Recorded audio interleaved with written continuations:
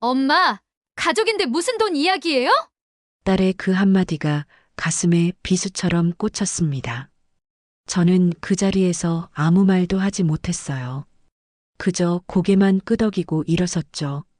집으로 돌아오는 버스 안에서 창밖을 보며 생각했습니다. 가족이라서 당연한 거였나? 내가 평생 모은 돈을 그게 당연한 거였나? 그날 밤 저는 30년 된 낡은 통장을 꺼내봤어요. 잔액 8만 원. 그게 제 노후의 전부였습니다. 이야기는 한 달 전으로 거슬러 올라갑니다. 9월의 어느 화요일 아침이었어요. 저 박순애는 평소처럼 6시에 일어나 집안 청소를 하다가 문득 가슴이 답답해지는 걸 느꼈습니다. 숨을 쉬려고 해도 공기가 제대로 들어오지 않는 것 같았어요. 식은 땀이 주르륵 흘러내렸고 다리에 힘이 풀리며 그 자리에 주저앉았습니다. 아, 이건 아닌데. 저는 가슴을 쓸어내리며 숨을 고르려 애썼어요. 몇 분이 지나자 조금 나아졌지만 가슴 한쪽이 계속 묵직하게 눌리는 느낌이 사라지지 않았습니다. 사실 이런 증상이 처음은 아니었어요. 지난 몇 달간 가끔씩 숨이 차고 가슴이 답답한 적이 있었는데 저는 그냥 나이 들어서 그런가 보다 하고 넘겼습니다. 병원에 가려면 돈이 들잖아요. 괜히 검사했다가 큰 병이라도 나오면 자식들 걱정시킬 것 같았고요. 하지만 이날은 달랐습니다. 일어서려고 해도 다리에 힘이 들어가지 않았고 눈앞이 핑 도는 것 같았어요. 저는 벽을 짚고 천천히 일어나 소파에 앉았습니다. 숨을 고르며 생각했죠. 병원에 가봐야 하나? 하지만 곧 고개를 저었어요. 큰딸 지영이는 요즘 사업 때문에 너무 바쁘다고 했고 아들 민수는 회사 일에 애들 뒷바라지에 정신이 없을 거였습니다. 막내 수진이는 마트 일하랴 애들 챙기랴 바쁜데 제가 아프다고 하면 또 걱정만 끼칠 것 같았어요. 조금만 쉬면 괜찮아질 거야. 그렇게 스스로를 다독이며 하루를 보냈습니다. 하지만 그 다음 날도 증상은 나아지지 않았어요. 오히려 점점 더 심해지는 것 같았습니다. 계단을 오르면 숨이 턱까지 차올랐고 밤에는 가슴 통증 때문에 잠을 제대로 잘 수가 없었어요. 결국 일주일 후 저는 혼자 동네 병원을 찾아갔습니다. 접수를 하고 진료실 앞에 앉아 기다리는데 가슴이 두근거렸어요. 무서웠습니다. 혹시 큰 병이면 어쩌나 하는 생각에 손이 떨렸죠. 박순애님 들어오세요. 의사 선생님의 부름에 저는 천천히 진료실 문을 열고 들어갔습니다. 어디가 불편하세요?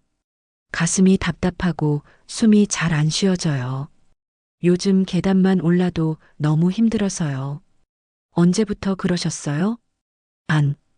두어 달 전부터요. 처음엔 괜찮았는데 점점 심해지는 것 같아요. 의사 선생님은 청진기를 가슴에 대고 심장 소리를 들었습니다. 그러고는 혈압을 재고 여러 가지 검사를 했어요. 저는 그 시간이 너무 길게 느껴졌습니다. 검사가 끝나고 일주일 뒤 저는 다시 병원을 찾았어요. 결과를 듣기 위해서였죠. 의사 선생님은 검사 결과지를 보더니 심각한 표정으로 말했습니다. 협심증입니다. 심장 혈관이 많이 좁아져 있어요. 지금 당장 위험한 건 아니지만 방치하시면 심근경색으로 이어질 수 있습니다. 제 손이 떨렸어요. 협심증, 심근경색, 그 단어들이 귀에 쟁쟁 울렸습니다. 그럼 어떻게 해야 하나요? 스텐트 시술이 필요합니다. 혈관을 넓혀주는 수술인데 빨리 하실수록 좋아요. 수술? 이요? 제 목소리가 떨렸습니다. 의사 선생님은 고개를 끄덕이며 말했어요. 네. 그리고 비용은 약 2천만 원 정도 예상됩니다. 그 순간 제 머릿속이 하얘졌습니다. 2천만 원. 어마어마한 금액이었어요. 저는 잠시 말을 잇지 못하고 그 자리에 앉아 있었습니다. 가족분들과 상의해 보시고 빨리 결정하세요. 이 병은 시간이 지날수록 위험해집니다. 네, 알겠습니다. 저는 겨우 대답하고 진료실을 나왔어요. 복도를 걸어 나오는데 다리에 힘이 들어가지 않았습니다. 벤치에 앉아 진단서를 꺼내봤어요. 협심증, 스텐트 시술 필요, 예상 비용 2천만 원. 활자로 찍힌 그 문장들이 마치 저를 심판하는 것 같았습니다. 집으로 돌아오는 버스 안에서 저는 창밖을 멍하니 바라봤어요. 지나가는 거리의 풍경이 눈에 들어오지 않았습니다. 머릿속은 온통 2천만 원이라는 숫자뿐이었죠. 2천만 원을 어디서 구하지? 집에 도착해서 저는 안방 서랍을 열었습니다. 그 안에는 낡은 통장 한 권이 들어 있었어요. 30년 전 남편이 세상을 떠나고 혼자 아이들을 키우기 시작하면서 만든 통장이었습니다. 저는 떨리는 손으로 통장을 꺼냈어요. 표지는 낡아서 너덜너덜했고 은행 이름조차 희미하게 지워져 있었습니다. 천천히 통장을 펼쳤어요. 첫 페이지에는 제 필체로 적힌 메모가 있었습니다. 1995년 3월 15일. 청소일 시작. 오늘부터 한 푼이라도 모으자. 애들 대학 보내고 결혼시키고 나중에 내 노후 대비도 해야지. 그때의 제 마음이 고스란히 느껴졌어요. 38배 나이에 홀로 남아 새 아이를 키우겠다고 다짐했던 그날. 손에 빗자루를 쥐고 처음 청소일을 나갔던 그날이 떠올랐습니다. 통장을 한 장 한 장 넘기며 저는 눈물이 핑 돌았어요. 5만 원, 10만 원, 20만 원. 한 달에 모을 수 있는 돈은 많아야 30만 원이었습니다. 식당에서 설거지를 하고 빌딩 청소를 하고 새벽 시장에서 일하며 모은 돈들이었죠. 큰딸 지영이가 대학에 갈 때, 아들 민수가 결혼할 때, 막내 수진이가 애를 낳을 때마다 저는 이 통장에서 돈을 꺼내 썼습니다. 그래도 괜찮았어요. 내 자식들을 위한 거니까요. 그리고 10년 전, 지영이가 사업을 시작하겠다며 저를 찾아왔던 날이 떠올랐습니다. 엄마, 내가 카페를 하나 열려고 해. 작은 카페인데 자금이 조금 부족해서 3천만 원만 빌려줄 수 있을까? 지영이의 눈빛은 간절했어요. 처음으로 자기 사업을 하겠다는 큰딸의 꿈을 저는 응원하고 싶었습니다. 그래, 엄마가 도와줄게. 정말? 고마워, 엄마. 1년만 빌려줘. 꼭 갚을게. 저는 그 말을 믿었어요. 그리고 다음 날 은행에 가서 통장의 돈을 거의 다 빼서 지영이에게 줬습니다. 30년간 모은 돈 중 3천만 원. 제 전 재산의 대부분이었죠. 괜찮아. 지영이가 잘 되면 나도 기쁘고 나중에 갚으면 되지. 그렇게 생각했습니다. 하지만 1년이 지나도 돈은 돌아오지 않았어요. 지영이에게 전화를 걸면 항상 바쁘다는 대답만 돌아왔고 만나자고 하면 다음에 보자고 했습니다. 2년, 3년, 5년이 지나도 마찬가지였어요. 이제 10년이 되었습니다. 저는 통장의 마지막 페이지를 펼쳤어요.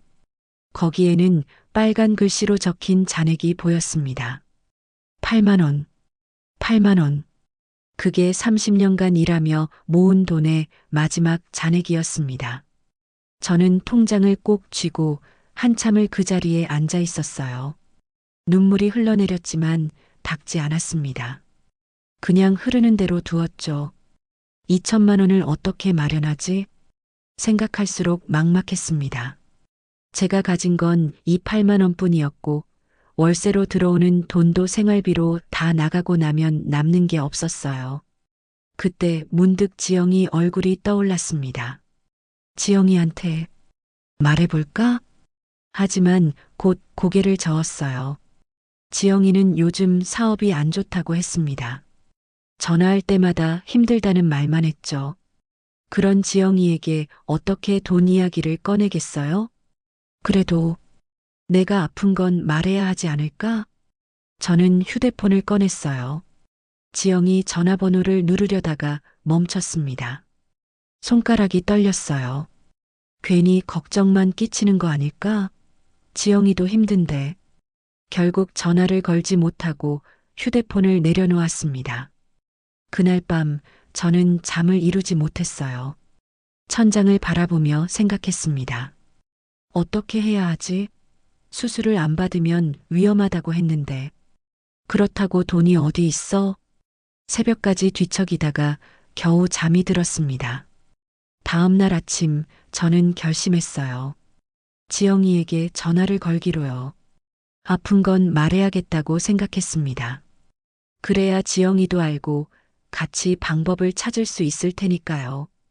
휴대폰을 들고 지영이 번호를 눌렀습니다. 신호음이 울렸어요. 한 번, 두 번, 세 번. 여보세요? 지영이의 목소리가 들렸습니다. 조금 피곤해 보이는 목소리였어요. 지영아, 나 엄마야. 엄마. 무슨 일이세요? 아니, 그냥. 요즘 잘 지내니? 네, 그냥 그래요. 바쁘긴 한데. 엄마는요? 저는 잠시 망설였어요. 아프다고 말하려고 했는데 막상 입이 떨어지지 않았습니다. 나도 잘 지내. 그냥 목소리 듣고 싶어서. 아, 그러세요? 저 지금 좀 바빠서요. 나중에 다시 전화 드릴게요. 그래, 알았어. 일 열심히 해. 네, 엄마. 끊을게요. 뚝. 전화가 끊어졌습니다. 저는 휴대폰을 내려놓고 한숨을 쉬었어요. 역시 말 못하겠네. 지영이 목소리만 들어도 피곤한 게 느껴지는데 어떻게 내가 아프다고 하겠어. 하지만 시간은 흘러가고 있었습니다. 의사 선생님은 빨리 수술하라고 했어요. 저는 또다시 통장을 꺼내봤습니다. 8만 원. 그리고 생각했죠.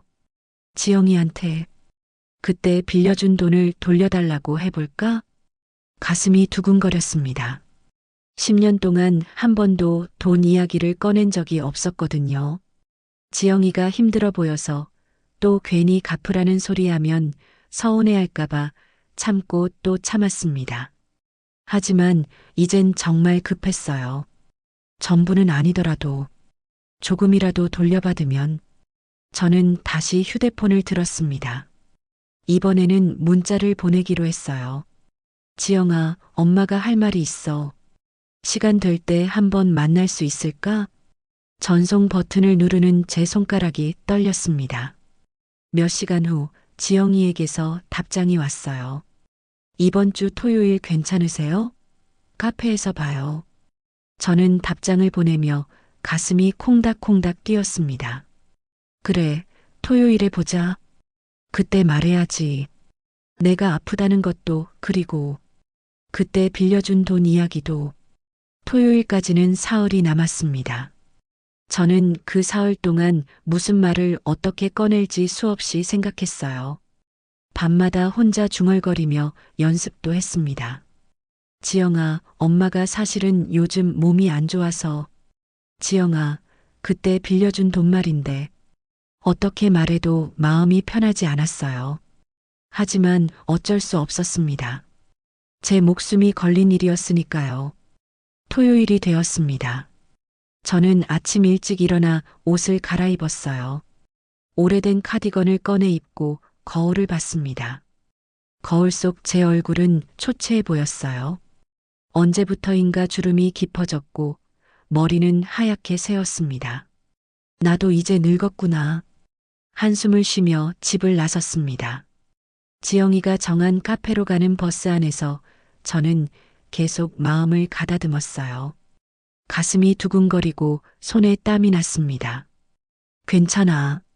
지영이도 이해해 줄 거야. 내 딸인데. 카페에 도착했을 때 지영이는 이미 와 있었어요. 창가 자리에 앉아 노트북을 보고 있었습니다. 저는 천천히 다가가 말했어요. 지영아. 지영이가 고개를 들었습니다. 피곤해 보이는 얼굴이었어요. 엄마, 앉으세요. 저는 지영이 맞은편에 앉았습니다. 잠시 침묵이 흘렀어요. 지영이가 먼저 입을 열었습니다. 무슨 일로 보자고 하셨어요? 아, 그게, 저는 입술을 깨물었습니다. 준비한 말들이 목구멍에서 맴돌기만 하고 나오지 않았어요. 엄마, 저 오후에 약속이 있어서 시간이 없어요. 빨리 말씀하세요. 지영이의 차가운 말투에 저는 움찔했습니다. 하지만 어쩔 수 없었어요. 말해야 했으니까요. 지영아, 사실은 엄마가 요즘 몸이 좀 안 좋아서 병원에 다녀왔거든. 지영이의 표정이 조금 변했어요. 어디 아프세요? 심장이. 협심증이래. 수술을 해야 한대. 수술이요? 응. 근데 비용이 2천만 원 정도 든대. 그 말을 하는 제 목소리가 떨렸습니다. 지영이는 잠시 아무 말이 없었어요. 그러더니 한숨을 쉬었습니다. 엄마, 그런데 저한테 왜 말씀하시는 거예요? 그 말에 저는 가슴이 철렁 내려앉았습니다. 왜 말하냐고? 넌 내 딸인데. 하지만 그 말은 입 밖으로 나오지 않았어요. 저는 조심스럽게 말을 이었습니다. 지영아, 그게 엄마가 10년 전에 내게 빌려준 돈 있잖니. 그때 3천만 원. 지영이의 얼굴이 굳어졌습니다. 그 이야기예요? 아니, 전부 돌려받자는 게 아니라 조금이라도 지금 엄마가 너무 급해서. 엄마. 지영이가 저를 가로막았습니다. 엄마, 가족인데 무슨 돈 이야기예요? 그 순간 제 머릿속이 하얘졌습니다. 엄마, 가족인데 무슨 돈 이야기예요? 지영이의 그 말이 제 귓가에서 쟁쟁 울렸습니다. 저는 그 자리에 얼어붙은 듯 앉아 있었어요. 입이 떨어지지 않았습니다. 가족이라서 돈 이야기를 하면 안 된다고? 지영이는 가방을 챙기며 일어섰어요. 엄마, 저도 지금 너무 힘들어요. 사업도 안 되고 빚도 많고. 엄마는 제가 얼마나 힘든지 아세요? 지영아, 엄마가 그래서 그 돈 이야기 하시려고 저 부르신 거예요?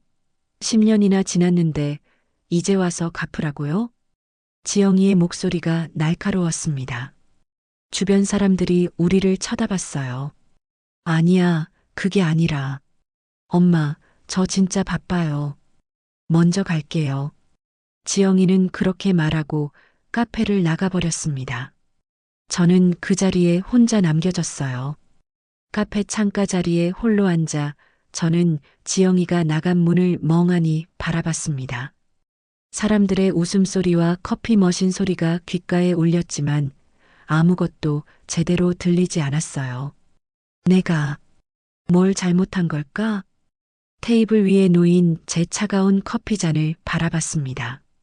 김이 다 식어버린 커피처럼 제 마음도 싸늘하게 식어가는 것 같았어요. 10년 전 지영이에게 3천만 원을 건넸을 때가 떠올랐습니다. 지영이는 그때 제 손을 꼭 잡으며 말했었죠. 엄마, 정말 고마워요. 1년만 빌려주세요. 꼭 갚을게요. 저는 믿었어요. 내 딸이 하는 말을 어떻게 의심하겠어요? 30년 동안 청소하고 설거지하며 모은 돈이었지만 딸의 꿈을 위해서라면 기꺼이 줄 수 있었습니다. 그런데 이제 와서 돈 이야기하면 안 되는 거라고? 저는 가방에서 지갑을 꺼냈어요. 커피값을 내려고 했는데 지갑 안에는 10,000원짜리 2장밖에 없었습니다. 카운터에 가서 계산을 하고 거스름 돈을 받으며 생각했죠. 이 돈으로 저녁은 뭘 해 먹지? 계란이랑 라면이나 사야겠다. 카페를 나서자 차가운 바람이 얼굴을 스쳤습니다. 10월 말의 바람은 쌀쌀했어요. 저는 카디건 깃을 여미며 버스 정류장으로 걸어갔습니다. 버스를 기다리는 동안 휴대폰을 꺼내봤어요. 혹시나 지영이에게서 연락이 왔을까 싶어서요. 하지만 아무 메시지도 없었습니다. 역시 없구나. 버스가 왔고 저는 뒷자리에 앉았어요. 창밖으로 스쳐 지나가는 거리를 보며 지영이가 한 말이 계속 머릿속을 맴돌았습니다. 가족인데 무슨 돈 이야기예요? 가족이니까 당연히 줘야 하는 거고, 가족이니까 돌려달라는 말도 하면 안 되는 건가? 그럼 저는 뭔가요? 가족이라는 이름으로 평생 주기만 해야 하는 존재인가요? 눈시울이 뜨거워졌습니다. 사람들 앞에서 울 순 없어서 꾹 참았어요. 고개를 돌려 창밖만 바라봤습니다. 집에 도착했을 때는 해가 저물고 있었습니다. 현관문을 열고 들어서자 텅 빈 집이 저를 맞이했어요. 불도 켜지 않은 어두운 거실, 아무 소리도 들리지 않는 적막함. 집이 이렇게 조용했나? 저는 거실 불을 켰습니다. 형광등 불빛이 깜빡이더니 방 안을 환하게 비췄어요.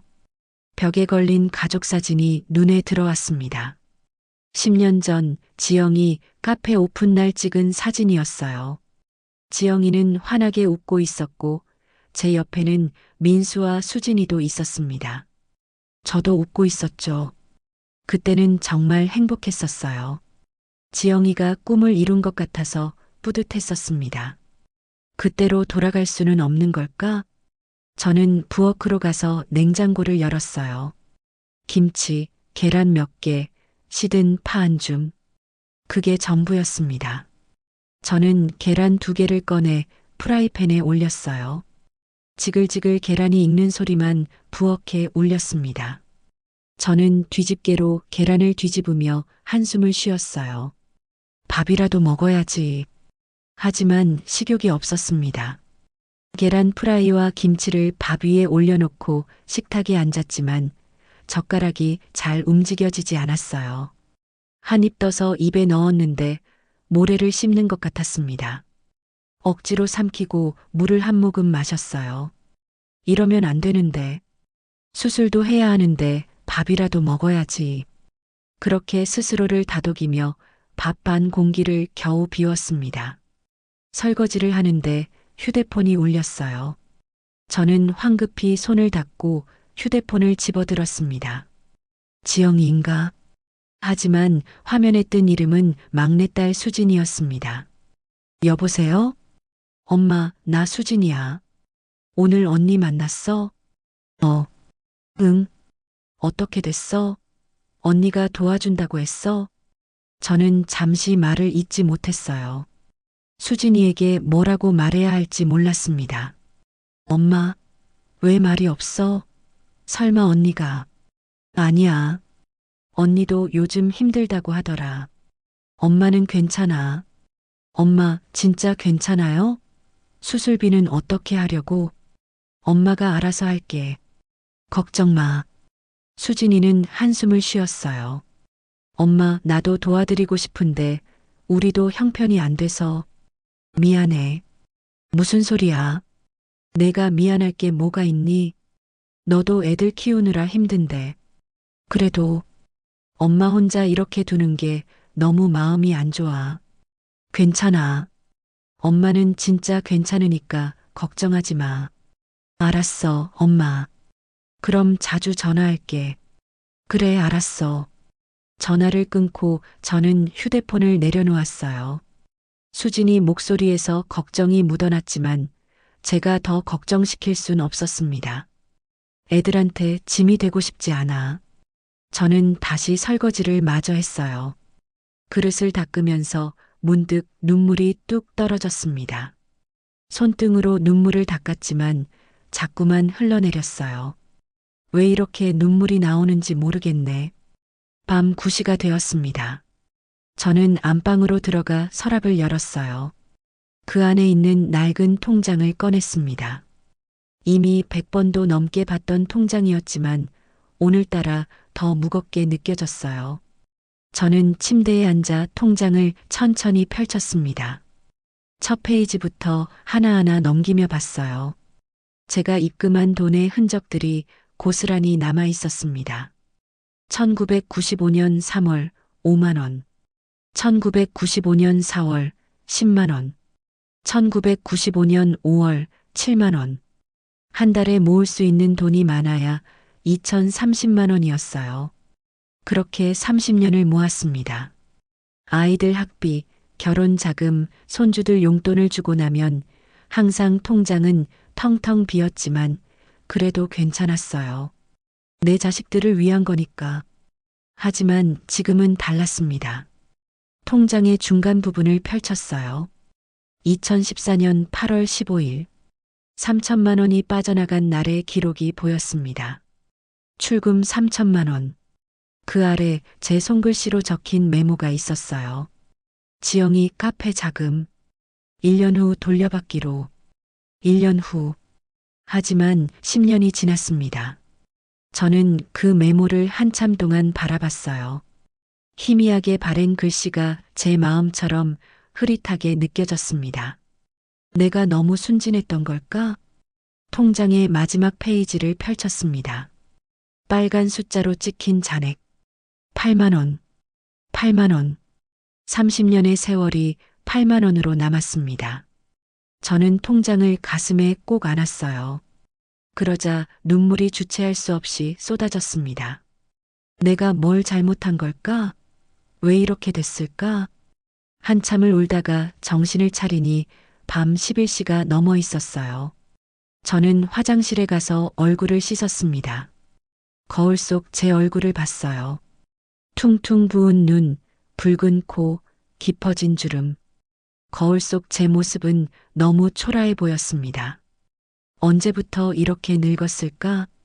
저는 수건으로 얼굴을 닦고 침대에 누웠어요. 천장을 바라보며 생각했습니다. 2천만 원을 어떻게 마련하지? 집에 있는 물건들을 팔까? 하지만 팔 만한 것도 없었어요. 오래된 TV, 낡은 장롱, 식탁. 다 합쳐도 100만 원도 안 될 것 같았습니다. 은행에서 대출을 받을까?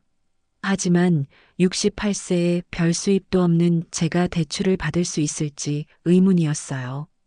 자식들한테 다시 한번 말해볼까?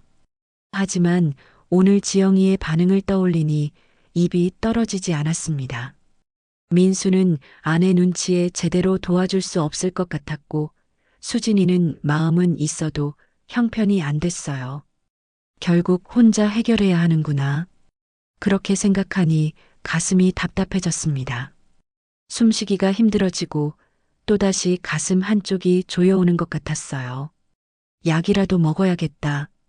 저는 일어나 거실로 나가 약봉지를 꺼냈습니다. 병원에서 처방받은 협심증 약이었어요. 물과 함께 약을 삼키고 소파에 앉았습니다. 창밖을 보니 달이 떠 있었어요. 둥근 보름달이 제 집 창문을 비추고 있었습니다. 저 달도 나를 외롭게 보고 있나? 저는 달을 바라보며 혼잣말처럼 중얼거렸습니다. 남편이 살아있었으면 이러지 않았을 텐데. 당신이 있었으면 나 혼자 이렇게 힘들지 않았을 텐데. 하지만 남편은 15년 전에 세상을 떠났어요. 저는 그때부터 혼자였습니다. 혼자서 애들 셋 다 키웠잖아. 이번에도 혼자 해낼 수 있을 거야. 그렇게 스스로를 다독였지만 마음 한쪽은 여전히 텅 비어 있었습니다. 다음 날 아침 저는 일찍 일어나 동네 부동산에 갔어요. 혹시 집을 담보로 대출을 받을 수 있을까 싶어서였습니다. 어머님, 이 집이 전세로 나가 있죠? 담보대출은 어려울 것 같은데요. 부동산 사장님의 말에 저는 고개를 끄덕였어요. 그럼 다른 방법은 없을까요? 글쎄요. 전세금을 회수하시면 가능하겠지만 세입자분들이 쉽게 나갈 것 같지는 않고요. 알겠습니다. 감사합니다. 저는 부동산을 나왔어요. 역시 쉽지 않았습니다. 걸어서 집으로 돌아오는데 문득 예전에 함께 일하던 친구 박순자가 떠올랐습니다. 순자는 늘 제 이야기를 잘 들어주는 친구였어요. 순자한테 한번 말해볼까? 저는 휴대폰을 꺼내 순자에게 전화를 걸었습니다. 여보세요? 순자야, 나 순애야. 순애. 무슨 일이야? 시간 있으면 잠깐 만날 수 있을까? 할 이야기가 있어서. 그래, 우리 동네 공원에서 봐. 30분 후에. 알았어. 고마워. 전화를 끊고 저는 공원으로 향했습니다. 걸어가는 내내 순자에게 뭐라고 말해야 할지 생각했어요. 그냥 다 이야기해 버릴까? 내가 아픈 것도, 지영이한테 거절당한 것도. 공원에 도착하니 순자가 벤치에 앉아 저를 기다리고 있었어요. 순애야 왔어? 응, 순자야. 저는 순자 옆에 앉았습니다. 순자는 제 얼굴을 보더니 깜짝 놀란 표정을 지었어요. 야, 너 얼굴이 왜 그래? 무슨 일 있어? 그 말을 듣는 순간 참았던 눈물이 터져 나왔습니다.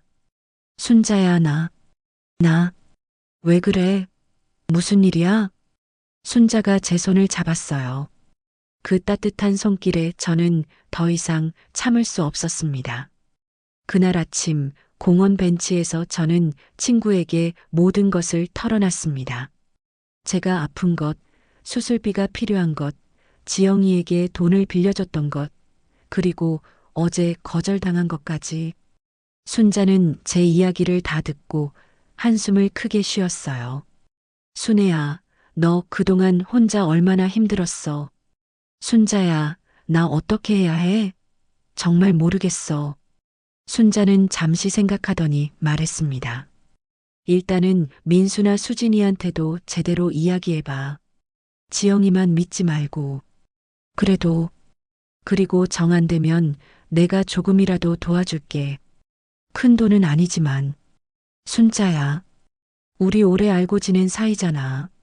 이럴 때 도와야지. 순자의 말에 눈물이 또 났습니다. 가족보다 친구가 더 나를 걱정해주는 현실이 슬펐어요. 고마워, 순자야. 정말 고마워. 저는 순자의 손을 꼭 잡았습니다. 적어도 이 세상에 나를 걱정해주는 사람이 한 명은 있다는 게 위로가 됐어요. 집으로 돌아오는 길에 저는 생각했습니다. 순자 말대로 민수랑 수진이한테도 제대로 이야기해 봐야겠어. 하지만 한편으로는 두려웠어요. 또다시 거절당하면 어떡하나 하는 생각에 발걸음이 무거웠습니다. 현관문을 열고 들어서는데 집안은 여전히 조용했어요. 저는 거실 소파에 앉아 휴대폰을 꺼냈습니다. 민수의 번호가 화면에 떠올랐어요. 저는 한참을 망설이다가 통화 버튼을 눌렀습니다. 하지만 신호음만 울리고 받지 않았어요. 한 번, 두 번, 세 번. 역시 바쁜가 보다. 저는 전화를 끊고 한숨을 쉬었습니다. 그리고 생각했죠. 내일 다시 연락해 봐야겠어. 일단 오늘은 쉬자. 순자와의 만남 이후 저는 조금이나마 힘을 얻었습니다. 하지만 집으로 돌아오니 현실은 여전했어요. 2천만 원이라는 큰 벽이 제 앞을 가로막고 있었습니다. 어떻게든 해야 해. 혼자서라도. 저는 그렇게 마음을 다잡았습니다. 일주일이 지났습니다. 그 사이 저는 민수에게 3번 전화를 걸었어요. 하지만 번번이 통화 중이거나 받지 않았습니다. 문자를 보내도 답장은 없었어요. 바쁜가 보다. 회사 일도 있고 애들도 챙겨야 하니까. 저는 그렇게 이해하려 애썼습니다. 막내 수진이는 가끔 전화를 걸어왔어요. 하지만 매번 똑같은 이야기였습니다. 엄마, 괜찮으세요? 응, 괜찮아. 수술 날짜는 잡으셨어요? 아직 생각 중이야. 엄마, 돈은 어떻게 하실 거예요? 엄마가 알아서 할게. 걱정 마. 저는 수진이에게 제대로 된 이야기를 하지 못했어요.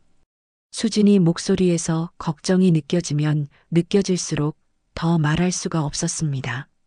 수진이도 힘든데 내가 더 걱정을 끼칠 순 없지. 그 사이 제 몸 상태는 점점 나빠지고 있었어요. 아침에 일어나면 숨이 차서 한참을 앉아 있어야 했습니다. 계단을 오르는 것은 이제 거의 불가능했어요. 두세 칸만 올라가도 가슴이 터질 것 같았고 식은땀이 흘러내렸습니다. 밤에는 더 심했어요. 잠을 자려고 누우면 가슴 한쪽이 조이는 것 같아서 자주 깼습니다. 그럴 때마다 저는 일어나 앉아서 숨을 고르고 약을 먹었어요. 의사 선생님이 빨리 수술하라고 했는데, 하지만 돈이 없었습니다. 통장에 8만 원으로는 아무것도 할 수 없었어요. 어느 날 아침 저는 결심했습니다. 집에 있는 물건이라도 팔자. 그럼 조금이라도 모을 수 있을 거야. 저는 집안을 둘러봤어요. 팔 수 있는 물건이 뭐가 있을까 생각하며 방안을 살펴봤습니다. 거실에 오래된 TV, 안방의 장롱, 부엌의 식기들, 손때 묻은 가구들이 눈에 들어왔어요. 먼저 중고 거래 앱을 깔았습니다. 수진이가 예전에 알려준 앱이었어요. 저는 서툰 손놀림으로 TV 사진을 찍어 올렸습니다. 32인치 TV 팝니다. 10년 됐지만 잘 나옵니다. 5만 원. 사진이 흐릿하게 나왔지만 어쩔 수 없었어요. 저는 그렇게 올리고 기다렸습니다. 다음은 장롱이었어요. 결혼할 때 남편이 해준 오래된 장롱이었습니다. 30년도 더 된 것이었지만 나무가 튼튼해서 아직도 잘 쓸 수 있었어요. 사진을 찍으며 저는 가슴이 먹먹해졌습니다. 이 장롱 서랍에는 남편과의 추억이 담긴 물건들이 들어 있었거든요. 결혼 사진, 아이들 어렸을 때 사진, 남편이 쓰던 시계. 하나하나 꺼내서 작은 상자에 담았어요. 미안해, 여보. 이것도 팔아야겠어. 저는 장롱 사진을 올렸습니다. 원목 장롱 팝니다. 30년 됐지만 튼튼합니다. 15만 원. 며칠이 지났습니다. TV는 3만 원에 팔렸어요. 청년 한 명이 와서 가져갔습니다. 할머니, 감사합니다. 그래, 잘 써라. 청년이 TV를 들고 나가는 뒷모습을 보며 저는 씁쓸했어요. 30년 동안 뉴스를 보고 드라마를 보고 아이들과 함께 웃고 울던 TV였는데 3만 원이 됐구나. 장롱도 일주일 뒤에 팔렸습니다. 10만 원에요. 한 아주머니가 와서 가져갔습니다. 이거 진짜 튼튼하네요. 잘 쓸게요. 네, 오래 쓰세요. 장롱이 나가는 걸 보며 저는 눈물을 참았어요. 남편과의 마지막 추억이 사라지는 것 같았습니다. 그 외에도 옷장, 밥솥, 이불장, 작은 책장을 팔았어요. 하나씩 팔 때마다 집은 점점 텅 비어갔습니다. 한 달 뒤 저는 모은 돈을 세어봤어요. TV 3만 원, 장롱 10만 원, 옷장 5만 원, 밥솥 2만 원, 이불장 3만 원, 책장 2만 원, 총 25만 원. 25만 원. 2천만 원에는 한참 모자라네. 저는 한숨을 쉬었습니다. 이런 식으로 가면 언제 2천만 원을 모으겠어요? 100년이 걸려도 모자랄 것 같았습니다. 그날 밤 저는 텅 빈 거실에 혼자 앉아 있었어요. 가구들이 나간 자리는 먼지만 남아 있었습니다. 벽에는 가구가 있던 자리의 흔적이 뚜렷하게 남아 있었어요. 이 집도 참 오래 살았네. 저는 벽의 흔적을 바라보며 생각했습니다. 이 집에서 아이들을 키웠고 손주들을 안아줬고 혼자 늙어갔습니다. 그때 갑자기 가슴이 답답해졌어요. 숨을 쉬려고 해도 공기가 제대로 들어오지 않았습니다. 또 시작이네. 저는 재빨리 약을 꺼내 먹었어요. 소파에 앉아 숨을 고르려고 했지만 이번에는 달랐습니다. 통증이 점점 더 심해졌어요. 왼쪽 가슴이 마치 누군가 꽉 쥐어짜는 것 같았습니다. 식은땀이 주르륵 흘러내렸고 눈앞이 핑 돌았어요. 안 돼. 이러면 안 돼. 저는 벽을 짚고 일어서려 했지만 다리에 힘이 들어가지 않았습니다. 그대로 소파에 주저앉았어요. 가슴을 움켜쥐고 한참을 그렇게 앉아 있었습니다. 시간이 얼마나 지났을까요? 5분, 10분, 통증이 조금씩 가라앉기 시작했어요. 살았네. 저는 식은땀을 닦으며 천천히 숨을 내쉬었습니다. 하지만 가슴 한쪽은 여전히 묵직하게 눌리는 것 같았어요. 빨리 수술해야 하는데. 하지만 여전히 돈이 없었습니다. 다음 날 아침 저는 민수에게 다시 전화를 걸었어요. 이번에는 받았습니다. 여보세요? 민수야, 나 엄마야. 엄마. 무슨 일이세요? 민수의 목소리는 바쁜 듯 했어요. 뒤에서 아이들 소리가 들렸습니다. 아니, 그냥. 요즘 잘 지내니? 네, 잘 지내요. 엄마도 잘 지내시죠? 응, 그래. 민수야, 혹시 이번 주말에 시간 있니? 엄마 집에 한번 들를 수 있을까? 이번 주말이요? 글쎄요. 토요일에 애들 학원 보내야 하고, 일요일엔 처가댁 가기로 했는데. 아, 그래. 그럼 괜찮아.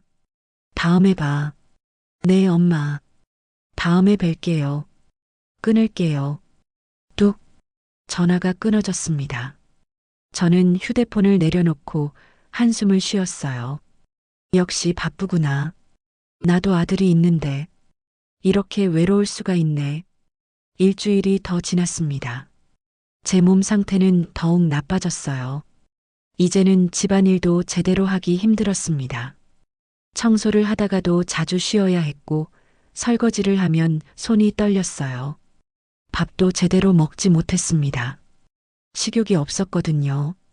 아침은 거르고, 점심은 라면 한 봉지로 때우고, 저녁도 대충 먹었어요. 거울을 볼 때마다 제 얼굴이 점점 야위어 가는 게 느껴졌습니다. 뺨이 푹 꺼졌고, 눈 밑에는 다크서클이 짙어졌어요. 이러다가 정말 큰일 나겠네. 하지만 병원에 갈 엄두가 나지 않았어요. 가봤자 또 수술하라는 이야기만 들을 테니까요. 어느 날 저녁 저는 혼자 밥을 먹고 있었어요. 김치와 계란 프라이가 전부였습니다. 밥을 한 숟가락 떠서 입에 넣는데 눈물이 흘러내렸어요. 내가 왜 이렇게 됐을까? 평생 성실하게 살았습니다. 남편 없이 혼자 아이 셋을 키웠고 자식들을 위해 뭐든지 했어요. 좋은 걸 먹이고 싶어서 제 밥은 줄여가며 아이들 밥상을 차렸습니다. 대학 보내고 결혼시키고 손주들 용돈까지 챙겼어요. 단 한 번도 자식들한테 짐이 되고 싶지 않았습니다. 그런데 이제 정작 제가 힘들 때 아무도 없었어요. 큰딸은 돈 이야기만 하면 화를 내고 아들은 바빠서 전화도 받지 않고 막내딸은 마음만 있을 뿐이었습니다. 내가 키운 자식들인데 이렇게 외로울 수가 있나? 저는 밥숟가락을 놓고 울었어요. 한참을 울다가 정신을 차리니 밥이 다 식어 있었습니다.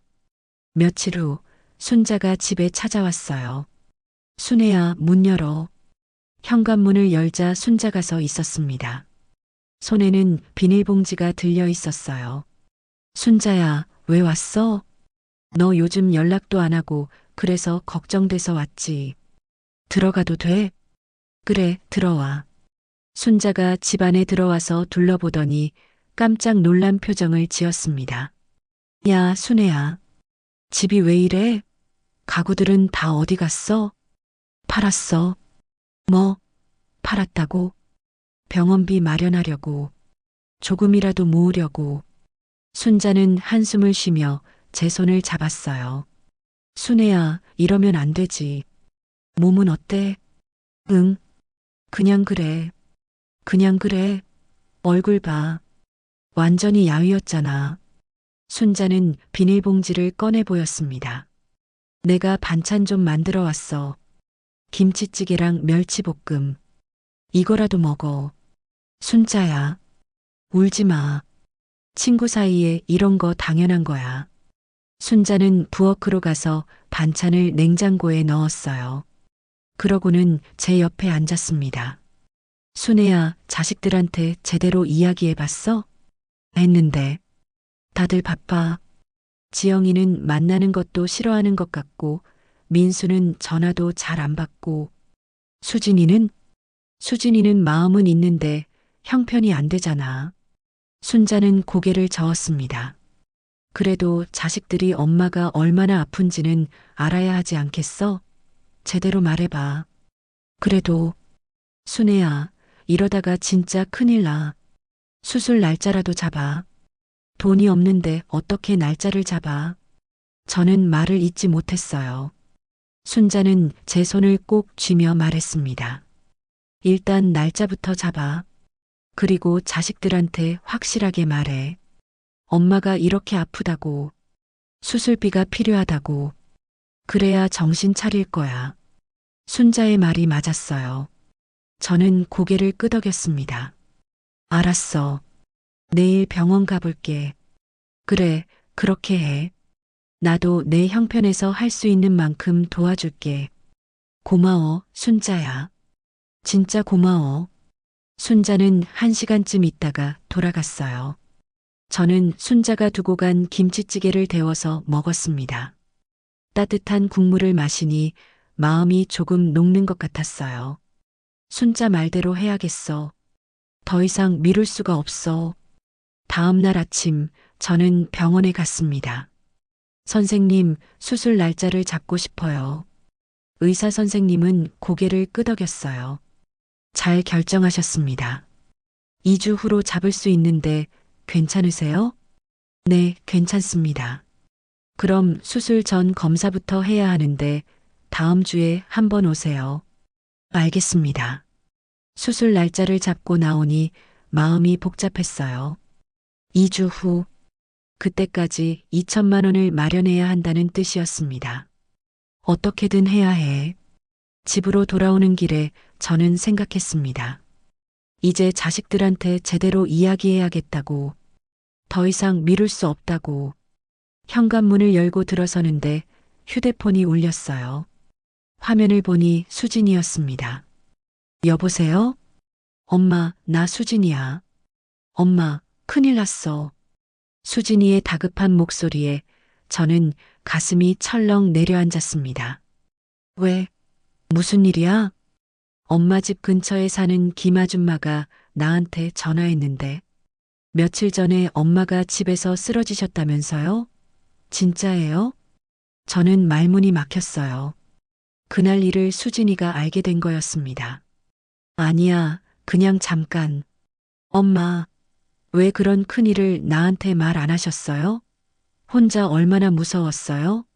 수진이의 목소리가 떨렸습니다. 미안해, 수진아. 엄마, 제가 지금 바로 갈게요. 기다리세요. 수진아, 일 있잖아. 일은 됐어요. 엄마가 더 중요하지. 조금만 기다리세요.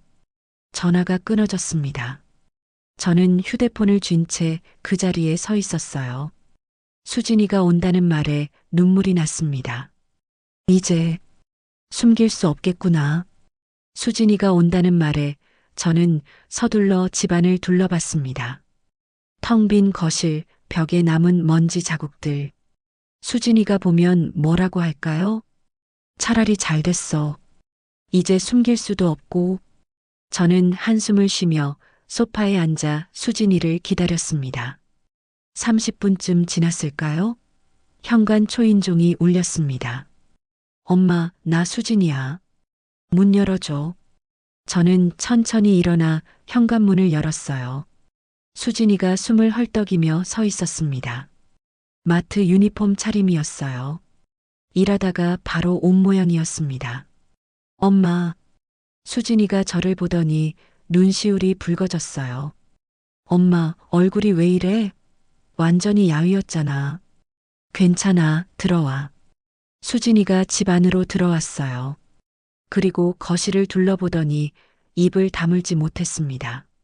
엄마, 여기, 이게 무슨, 거실은 텅 비어 있었어요. TV도 없고, 장롱도 없고, 책장도 없었습니다. 벽에는 가구가 있던 자리에 먼지 자국만 남아 있었죠. 다 어디 갔어? TV는? 장롱은? 팔았어. 팔았다고? 왜? 수진이의 목소리가 떨렸습니다. 저는 소파에 앉으며 말했어요. 돈이 필요해서. 엄마. 수진이가 제 옆에 앉았습니다. 그러고는 제 손을 꼭 잡았어요. 엄마, 도대체 무슨 일이야? 처음부터 얘기해봐. 저는 잠시 망설였어요. 하지만 이제 숨길 수도 없었습니다. 수진아, 엄마가 심장이 안 좋대. 협심증이래. 그건 알아. 그래서 수술비 때문에 언니한테 말하러 갔잖아. 응. 근데 언니가 돈 이야기하지 말래. 뭐? 수진이의 얼굴이 굳어졌습니다. 가족인데 무슨 돈 이야기냐고 하더라. 그래서 엄마가 혼자 돈을 모으려고 집에 있는 걸 좀 팔았어. 엄마, 이 많은 걸 다 팔아서 얼마나 모았는데? 25만 원. 그 말을 하는 제 목소리가 작아졌습니다. 수진이는 눈물을 흘리기 시작했어요. 엄마, 25만 원. 수술비는 2천만 원인데. 엄마도 알아. 근데 다른 방법이 없더라. 수진이가 제 손을 더 꽉 쥐었습니다. 엄마, 수술 날짜는 잡았어? 응. 2주 후로 잡았어. 2주 후? 그럼 그때까지 돈을 어떻게 해? 수진이의 목소리가 떨렸어요. 저는 수진이를 바라보며 말했습니다. 괜찮아. 엄마가 알아서 할게. 너는 걱정하지 마.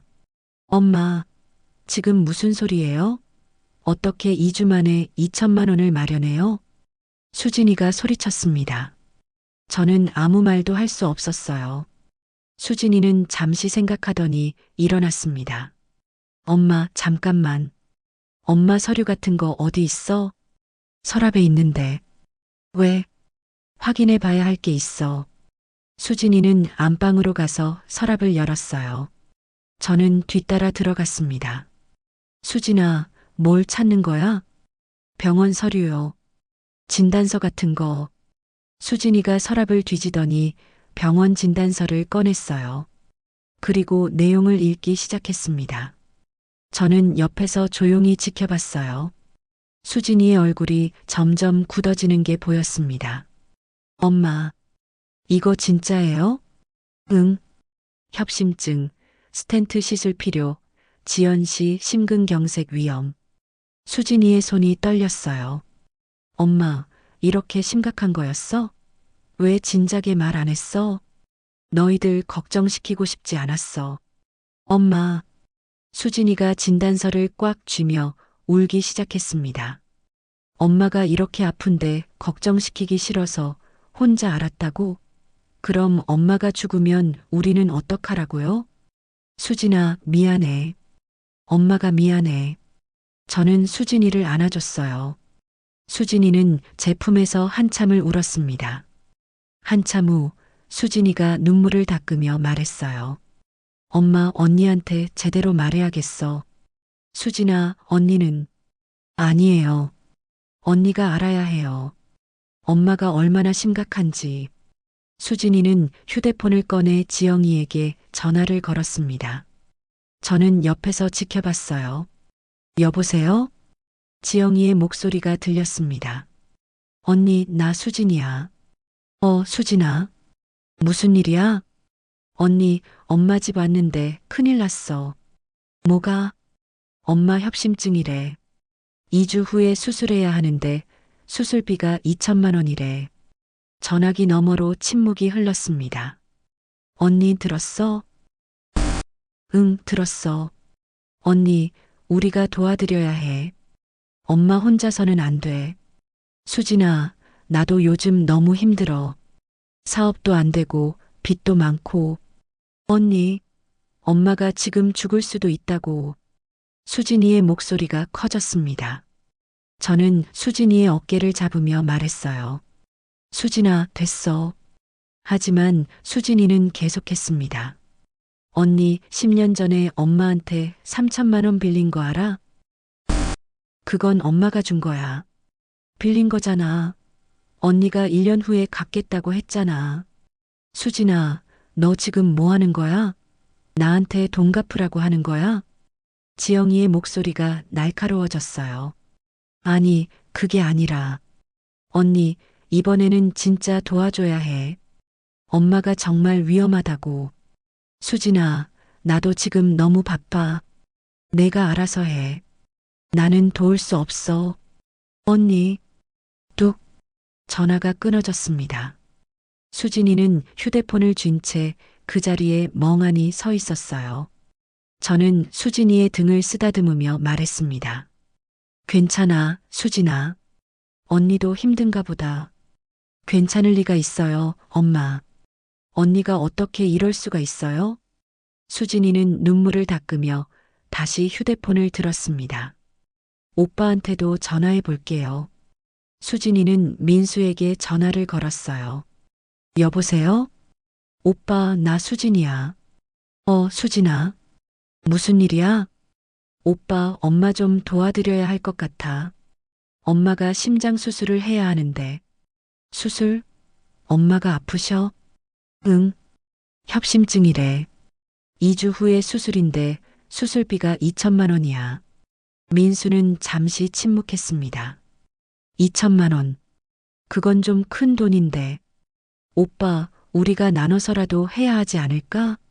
수진아, 나도 지금 애들 학원비에 대출 상환해. 솔직히 여유가 없어. 그래도 오빠, 엄마가 지금 정말 위험하다고. 나도 알아. 근데 내가 지금 당장 큰 돈을 어떻게 마련해? 형수님도 반대할 거고. 형수님?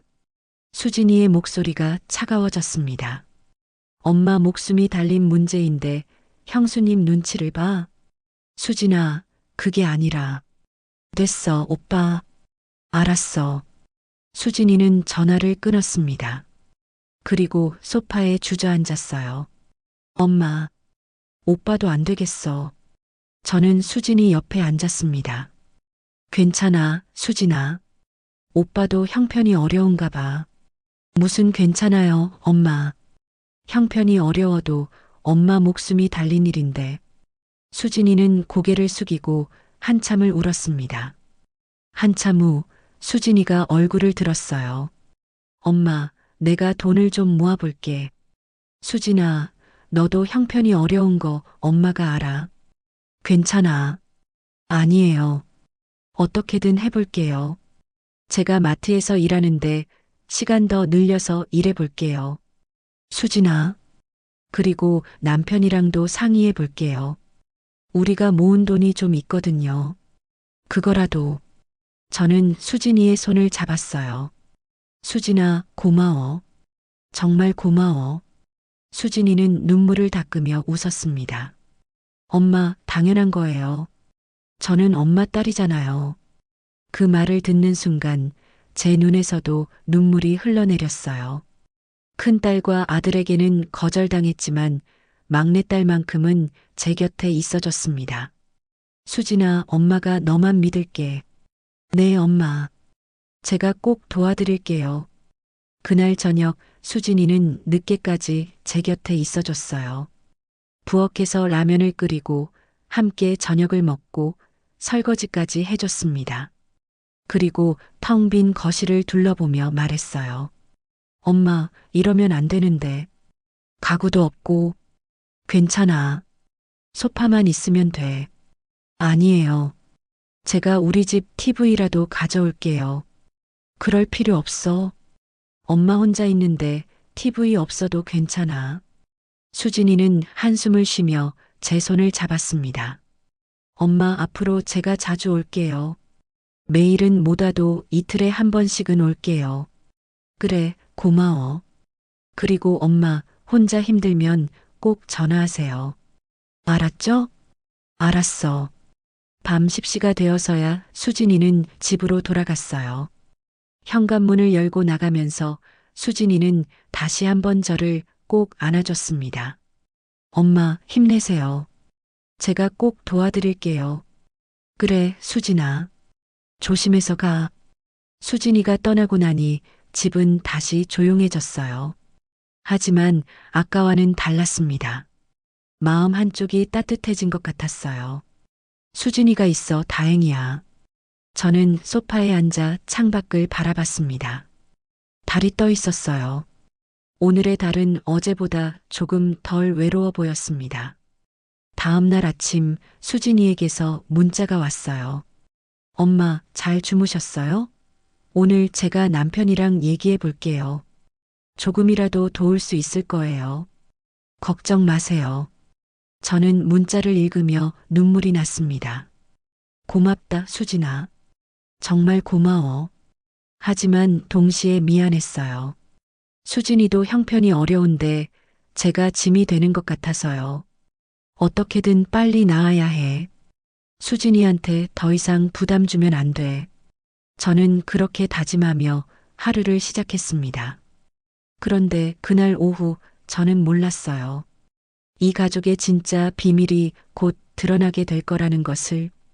수진이가 도와주겠다고 한 후 저는 조금이나마 희망을 가질 수 있었습니다. 하지만 마음 한쪽은 여전히 무거웠어요. 수진이에게 또 짐을 지우는 것 같아서요. 내가 혼자서 더 해결할 수 있으면 좋을 텐데. 그런 생각을 하며 며칠을 보냈습니다.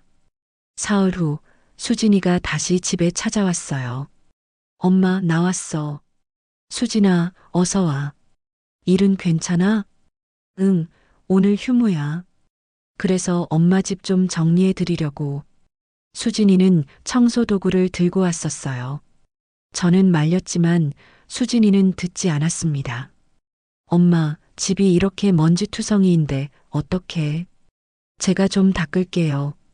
수진이는 거실부터 청소를 시작했어요. 벽에 남은 먼지 자국들을 닦고 바닥을 쓸고 창문도 닦았습니다. 저는 부엌에서 차를 끓이며 수진이를 지켜봤어요. 땀 흘리며 열심히 청소하는 막내딸을 보니 가슴이 뭉클했습니다. 이런 착한 딸을 뒀는데 내가 왜 이렇게 힘들어야 하는 걸까? 1시간쯤 지나 수진이가 안방으로 들어갔어요. 엄마, 안방도 청소할게요. 수진아, 괜찮아. 그냥 두렴. 아니에요. 깨끗해야죠.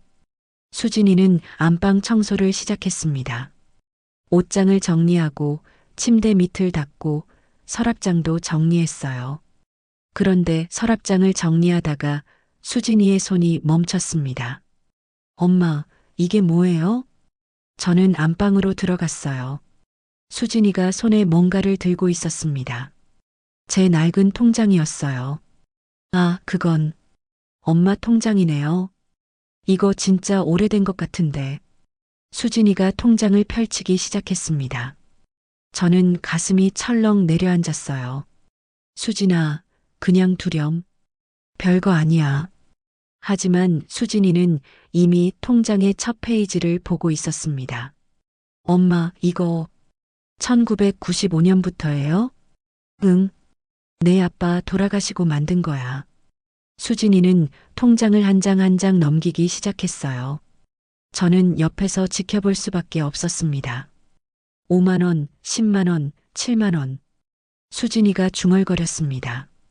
통장에는 제가 한 달에 모은 돈들이 적혀 있었어요. 많아야 2,030만 원이었습니다. 엄마, 이렇게 조금씩 모으신 거예요? 그래. 엄마가 그때 청소 일하고 식당 일하고 그랬잖니. 수진이의 눈시울이 붉어지기 시작했어요. 계속 통장을 넘기며 보더니 중간 부분에서 멈췄습니다. 엄마, 여기. 수진이의 목소리가 떨렸습니다. 저는 무슨 부분을 보고 있는지 알았어요. 이게 2014년 8월 15일 출금 3천만 원? 저는 아무 말도 하지 못했습니다. 엄마, 이게 뭐예요? 3천만 원을 어디에 쓴 거예요? 수진이가 저를 바라봤어요. 저는 입술을 깨물었습니다. 그게 언니한테 빌려준 거야. 뭐? 수진이의 눈이 커졌습니다. 언니한테 3천만 원을요? 응. 언니가 카페 사업을 시작한다고 해서. 수진이는 통장을 다시 봤어요. 그 아래에 제 손글씨로 적힌 메모가 있었습니다. 지영이 카페 자금 1년 후 돌려받기로. 1년 후 돌려받기로 수진이가 중얼거렸습니다. 그러고는 통장 날짜를 확인했어요. 엄마, 이게 10년 전이잖아요. 10년 전에 빌려줬는데 아직도 안 갚았어요? 저는 고개를 숙였습니다. 엄마, 왜 말 안 했어요? 언니도 힘들다고 했잖니. 엄마가 어떻게 갚으라고 해. 수진이는 통장을 다시 넘기기 시작했어요. 3천만 원이 빠져나간 이후로 통장에는 거의 돈이 들어오지 않았습니다. 가끔 10만 원, 20만 원씩 들어오는 것이 전부였어요. 그것도 몇 년 전까지였고, 최근에는 아예 입금 내역이 없었습니다. 엄마, 그럼 이 3천만 원이 수진이가 마지막 페이지를 펼쳤어요. 빨간 숫자로 찍힌 잔액 8만 원. 엄마가 30년 동안 모은 돈이 3천만 원이었고 그걸 다 언니한테 줬다는 거예요? 수진이의 목소리가 떨렸습니다. 주는 게 아니라 빌려준 거야. 언니가 1년 후에 갚는다고 했어. 10년이 지났잖아요. 10년. 수진이가 소리쳤습니다. 저는 깜짝 놀라 수진이를 바라봤어요. 수진아, 엄마, 언니는 이걸 알고 있어요? 이 돈이 엄마 평생 모은 전 재산이라는 거? 알지. 언니도 알아. 알면서도 10년 동안 한 푼도 안 갚았다고요? 수진이의 눈에서 눈물이 흘러내렸습니다. 엄마, 그러면서 언니가 지난번에 가족인데 무슨 돈 이야기냐고 했다는 거예요? 저는 고개를 끄덕였어요. 수진이는 통장을 꽉 쥐고 한참을 그 자리에 서 있었습니다. 눈물이 계속 흘러내렸지만 닦지 않았어요. 언니를 찾아가야겠어요. 수진아, 그냥 두렴. 언니도 힘들어. 엄마, 지금 그게 중요해요? 수진이가 저를 바라봤습니다. 엄마는 지금 죽을 수도 있는 상황이에요. 수술비가 없어서 집에 있는 걸 다 팔았어요. 그런데 언니는 엄마한테 빌린 3천만 원을 10년 동안 한 푼도 안 갚고 엄마가 돈 이야기만 꺼내도 화를 낸다고요? 수진아, 안 돼요, 엄마. 언니가 알아야 해요. 엄마가 얼마나 힘든지, 그 3천만 원이 얼마나 소중한 돈이었는지. 수진이는 통장을 가방에 넣었습니다. 저 지금 언니한테 갈게요. 수진아, 그러지 마. 언니랑 싸우지 마. 엄마, 이건 싸움이 아니에요. 진실이에요. 수진이는 그렇게 말하고 집을 나갔습니다. 저는 수진이를 붙잡을 수 없었어요. 수진이는 곧바로 지영이의 카페로 갔습니다.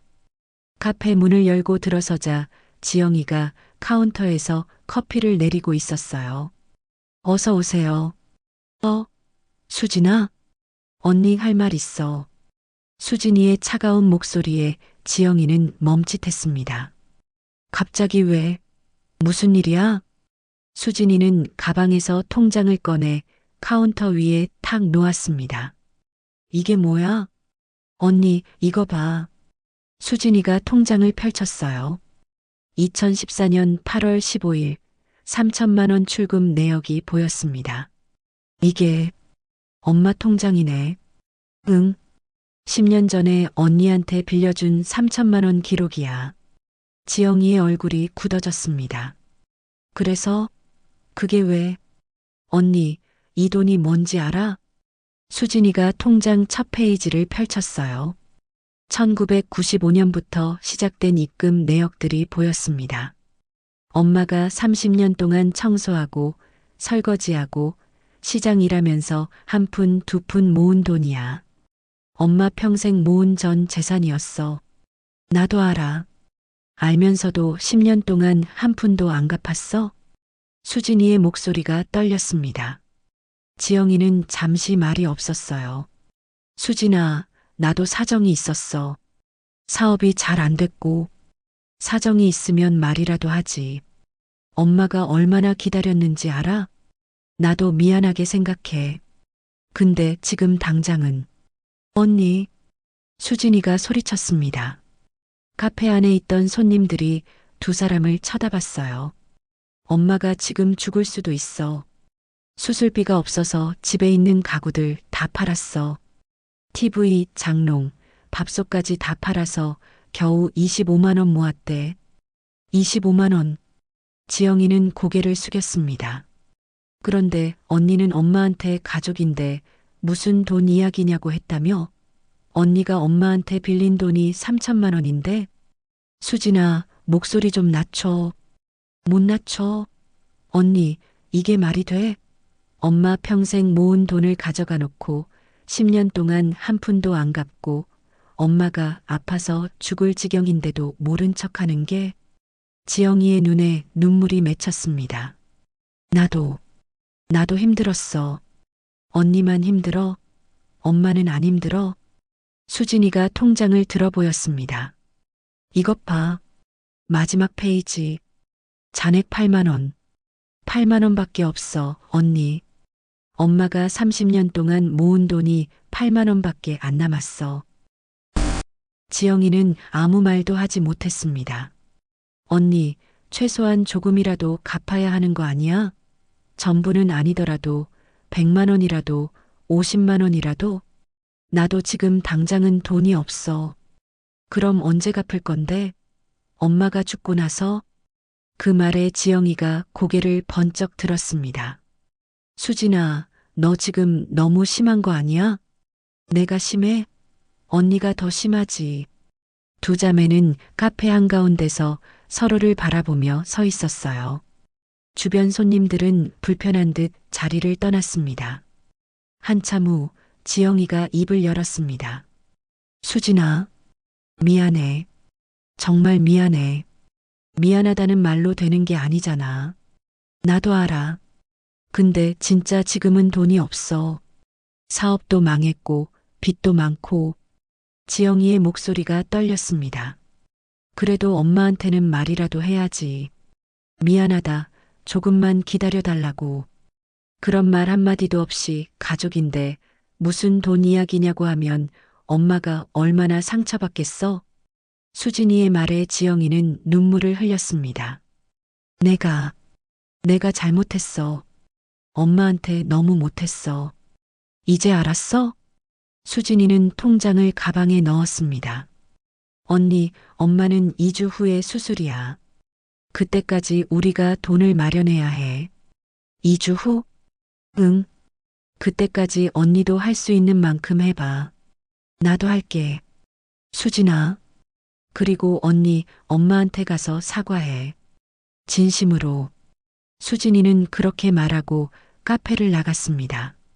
지영이는 카운터에 혼자 남아 한참을 울었어요. 수진이는 집으로 돌아오는 버스 안에서 통장을 다시 꺼내봤습니다. 30년 동안 한 푼, 두 푼 모은 엄마의 흔적들. 그리고 한순간에 사라진 3천만 원. 엄마가 얼마나 힘들었을까. 수진이는 눈물을 흘리며 창밖을 바라봤어요. 그리고 다짐했습니다. 어떻게든 엄마를 도와드려야 해. 언니는 믿을 수 없어. 내가 해야 해. 그날 밤 저는 수진이에게서 전화를 받았습니다. 엄마, 언니 만나고 왔어. 그래. 어땠니? 언니가 많이 반성하는 것 같아요. 사과하러 엄마한테 갈 거래요. 그래. 저는 복잡한 마음이었어요. 지영이가 반성한다니 다행이지만 한편으로는 자매가 싸웠다는 게 마음 아팠습니다.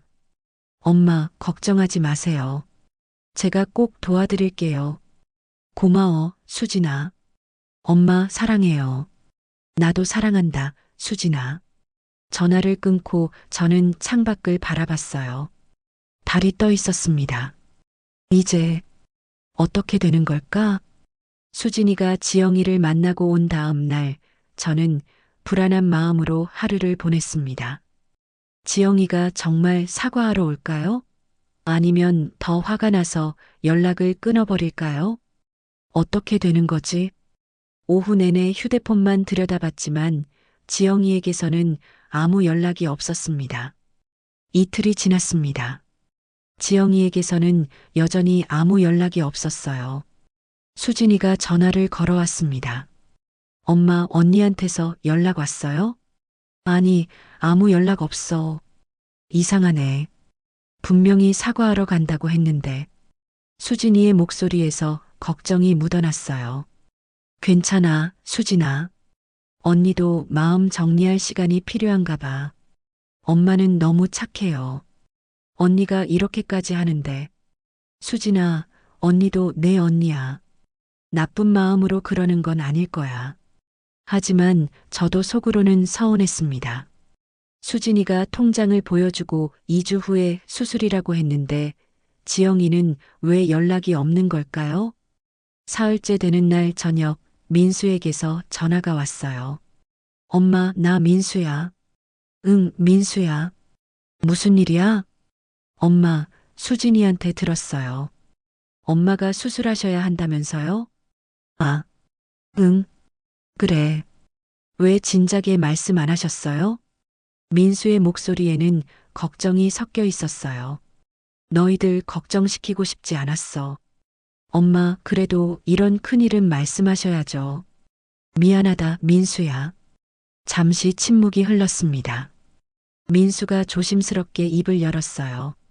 엄마, 그리고 누나한테 돈 빌려주신 거 있잖아요. 수진이가 그 이야기도 했구나. 네. 엄마, 그게 사실이에요? 응. 10년 전에 언니 카페 자금으로 빌려줬어. 민수는 한숨을 쉬었습니다. 엄마, 왜 그런 큰 돈을 그냥 빌려주셨어요? 언니가 꿈이 있었잖니. 엄마가 도와주고 싶었어.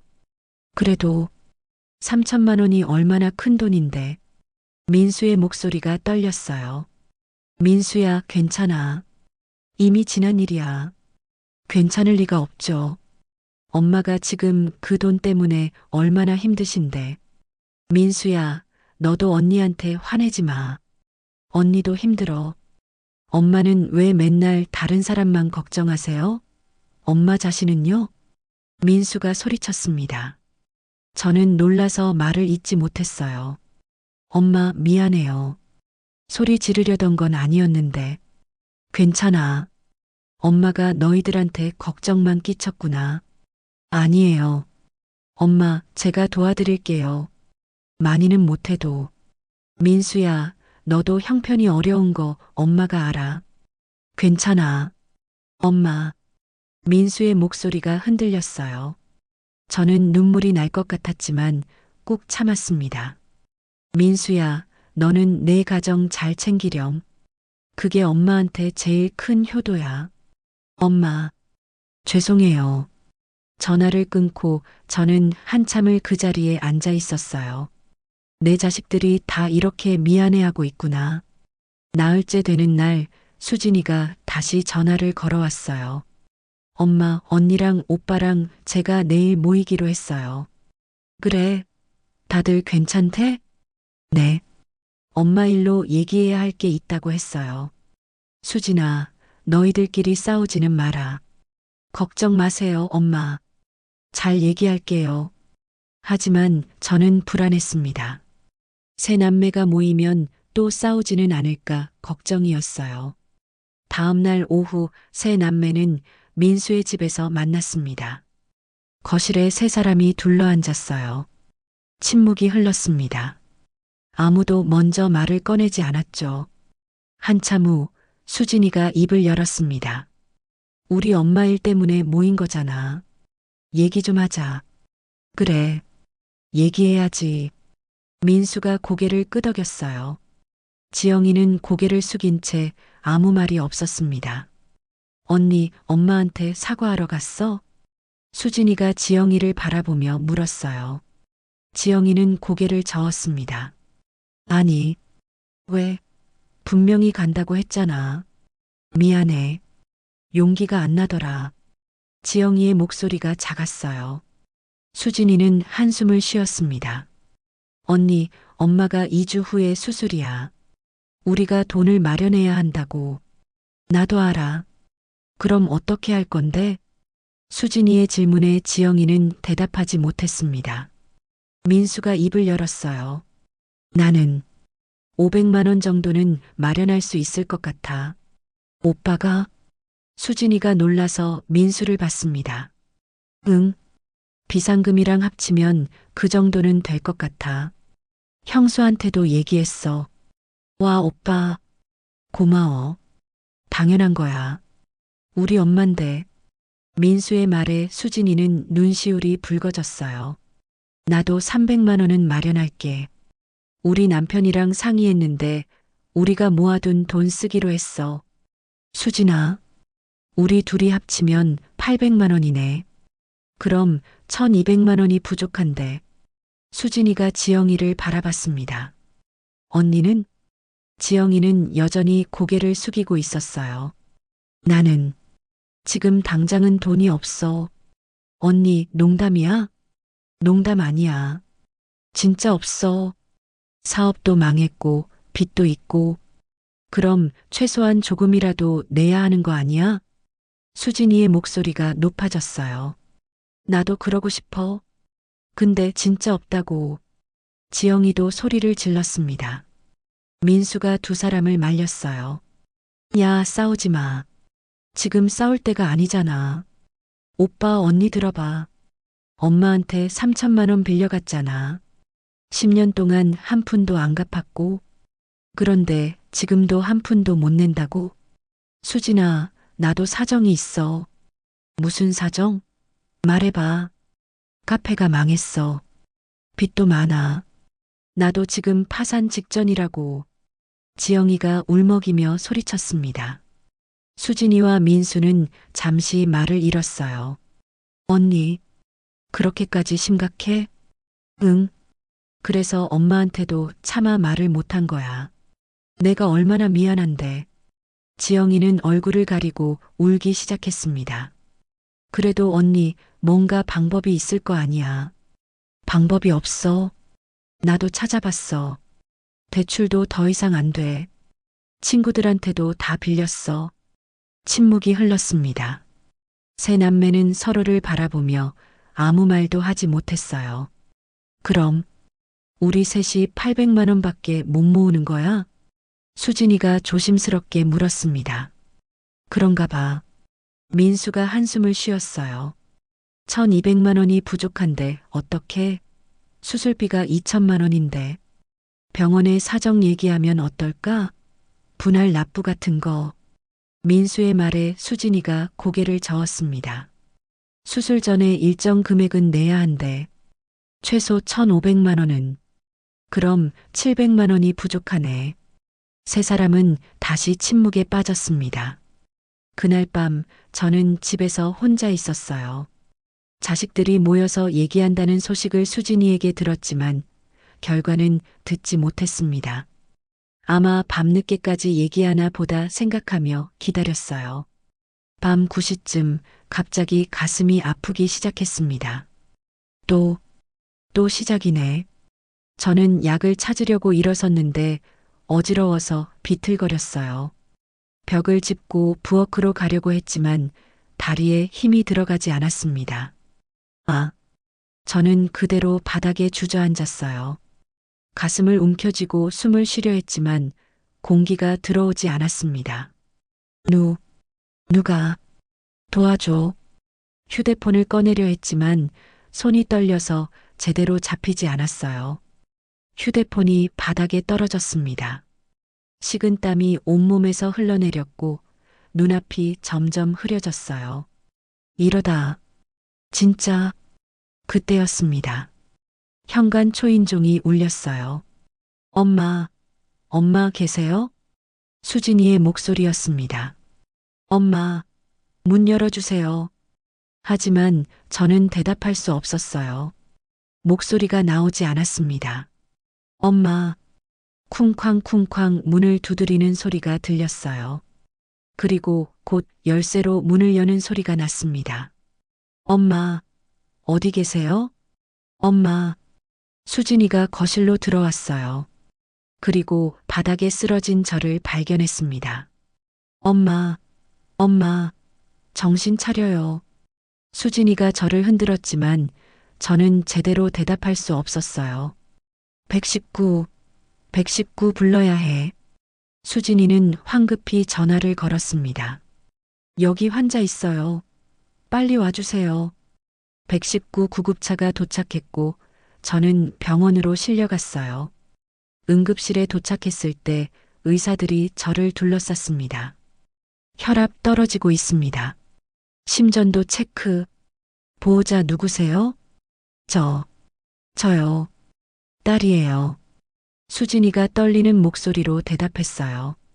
환자분 협심증 있으시죠? 언제부터 증상 있으셨어요? 몇 달 전부터요.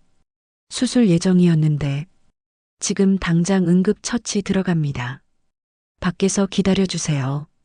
수진이는 응급실 밖으로 나왔어요.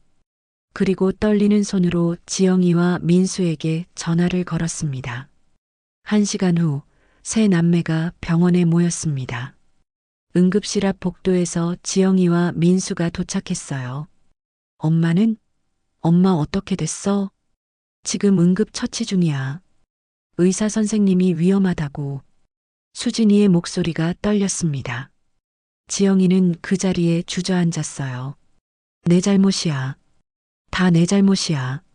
언니, 내가 진작에 돈을 갚았어야 했는데, 내가 엄마한테 잘했어야 했는데, 지영이는 바닥에 앉아 울기 시작했습니다. 민수도 벽에 기대 눈물을 흘렸어요. 엄마. 세 남매는 응급실 앞에서 울고 있었습니다. 1시간쯤 지났을까요? 의사가 나왔어요. 보호자분들이세요? 네. 세 남매가 동시에 일어났습니다. 일단 응급 처치는 끝났습니다. 하지만 상태가 좋지 않아요.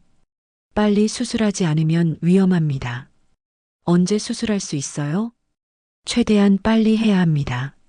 내일이라도. 내일이요? 네. 더 이상 미룰 수 없습니다. 의사의 말에 세 남매는 서로를 바라봤어요. 수술비는 준비되신 거죠? 그게 민수가 입을 열려다 말았습니다. 아무도 대답하지 못했어요. 수술비가 준비되지 않으면 수술을 진행할 수 없습니다. 최대한 빨리 준비해 주세요. 의사는 그렇게 말하고 들어갔습니다. 세 남매는 복도에 멍하니 서 있었어요. 아무도 말을 하지 못했습니다. 수술은 내일 해야 하는데 돈은 800만 원밖에 없었습니다. 어떻게? 수진이가 울먹이며 말했습니다. 어떻게든 해야지. 민수가 머리를 쥐어뜯었어요. 지영이는 벽에 기대서서 눈물만 흘리고 있었습니다. 그때 간호사가 나왔어요. 환자분 깨어나셨어요. 잠깐 들어가 보실래요? 세 남매는 응급실로 들어갔습니다. 침대에 누워있는 저를 보고 세 사람은 눈물을 흘렸어요. 엄마, 수진아, 민수야, 지영아.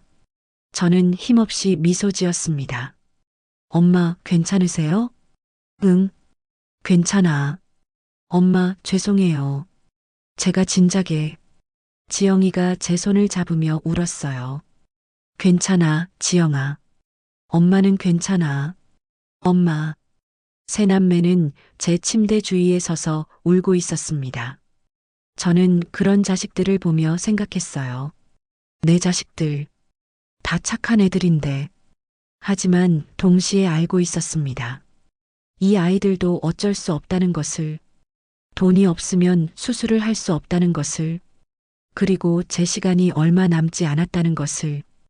응급실에서 세 자녀를 보며 저는 생각했습니다. 이 아이들. 내가 키운 아이들. 하지만 이제는 더 이상 숨길 수 없었어요. 제가 얼마나 힘들었는지, 얼마나 외로웠는지 이제는 말해야 했습니다. 다음 날 아침 저는 일반 병실로 옮겨졌습니다. 의사 선생님이 와서 말했어요. 오늘 오후에 수술 들어가야 합니다. 더 이상 미룰 수 없어요. 네, 알겠습니다. 수술비는 준비되셨죠? 저는 아무 대답도 하지 못했어요. 의사 선생님은 한숨을 쉬며 나갔습니다. 곧 세 자녀가 병실로 들어왔어요. 밤새 집에도 가지 않고 병원에서 밤을 샌 모양이었습니다. 세 사람 모두 눈이 퉁퉁 부어 있었어요. 엄마, 주무셨어요? 응, 잘 잤어. 거짓말이었습니다. 저는 한숨도 자지 못했어요. 오늘 수술비를 어떻게 마련하나 생각하느라 밤새 뒤척였습니다. 엄마, 수술 오늘 오후래요. 민수가 조심스럽게 말했어요. 응, 의사 선생님이 그러시더라. 엄마, 지영이가 제 침대 옆에 무릎을 꿇고 앉았습니다. 엄마, 저 정말 죄송해요. 지영아, 제가 너무 못했어요. 엄마가 그렇게 힘드신데 저는 돈 이야기만 나오면 화내고, 지영이는 제 손을 잡고 울기 시작했어요. 엄마가 평생 모은 돈이었는데, 저는 10년 동안 한 푼도 갚지 않고, 엄마가 아프신데도 모른 척하고, 지영아, 괜찮아. 괜찮을 리가 없잖아요. 제가 진작에 갚았어야 했는데, 지영이의 목소리가 떨렸습니다. 수진이와 민수도 눈물을 흘리고 있었어요. 저는 세 자녀를 바라보며 천천히 입을 열었습니다. 애들아, 엄마가 할 말이 있어. 엄마가 이제 다 말할게. 그동안 참았던 것들. 저는 침대에 기대앉으며 말을 시작했어요. 너희 아빠가 돌아가시고 나서 엄마는 정말 힘들었어. 너희 셋을 혼자 키워야 한다는 게 너무 막막했지. 세 자녀는 조용히 제 말을 들었습니다. 그때 엄마 나이가 38이었어. 아무 기술도 없고 돈도 없고 그냥 너희를 굶기지 않으려고 청소 일을 시작했지. 엄마, 처음에는 정말 힘들었어. 새벽 4시에 일어나서 빌딩 청소하고 낮에는 식당에서 설거지하고 저녁에는 시장에서 일했어. 제 목소리가 떨렸습니다. 손이 얼마나 거칠어졌는지 몰라.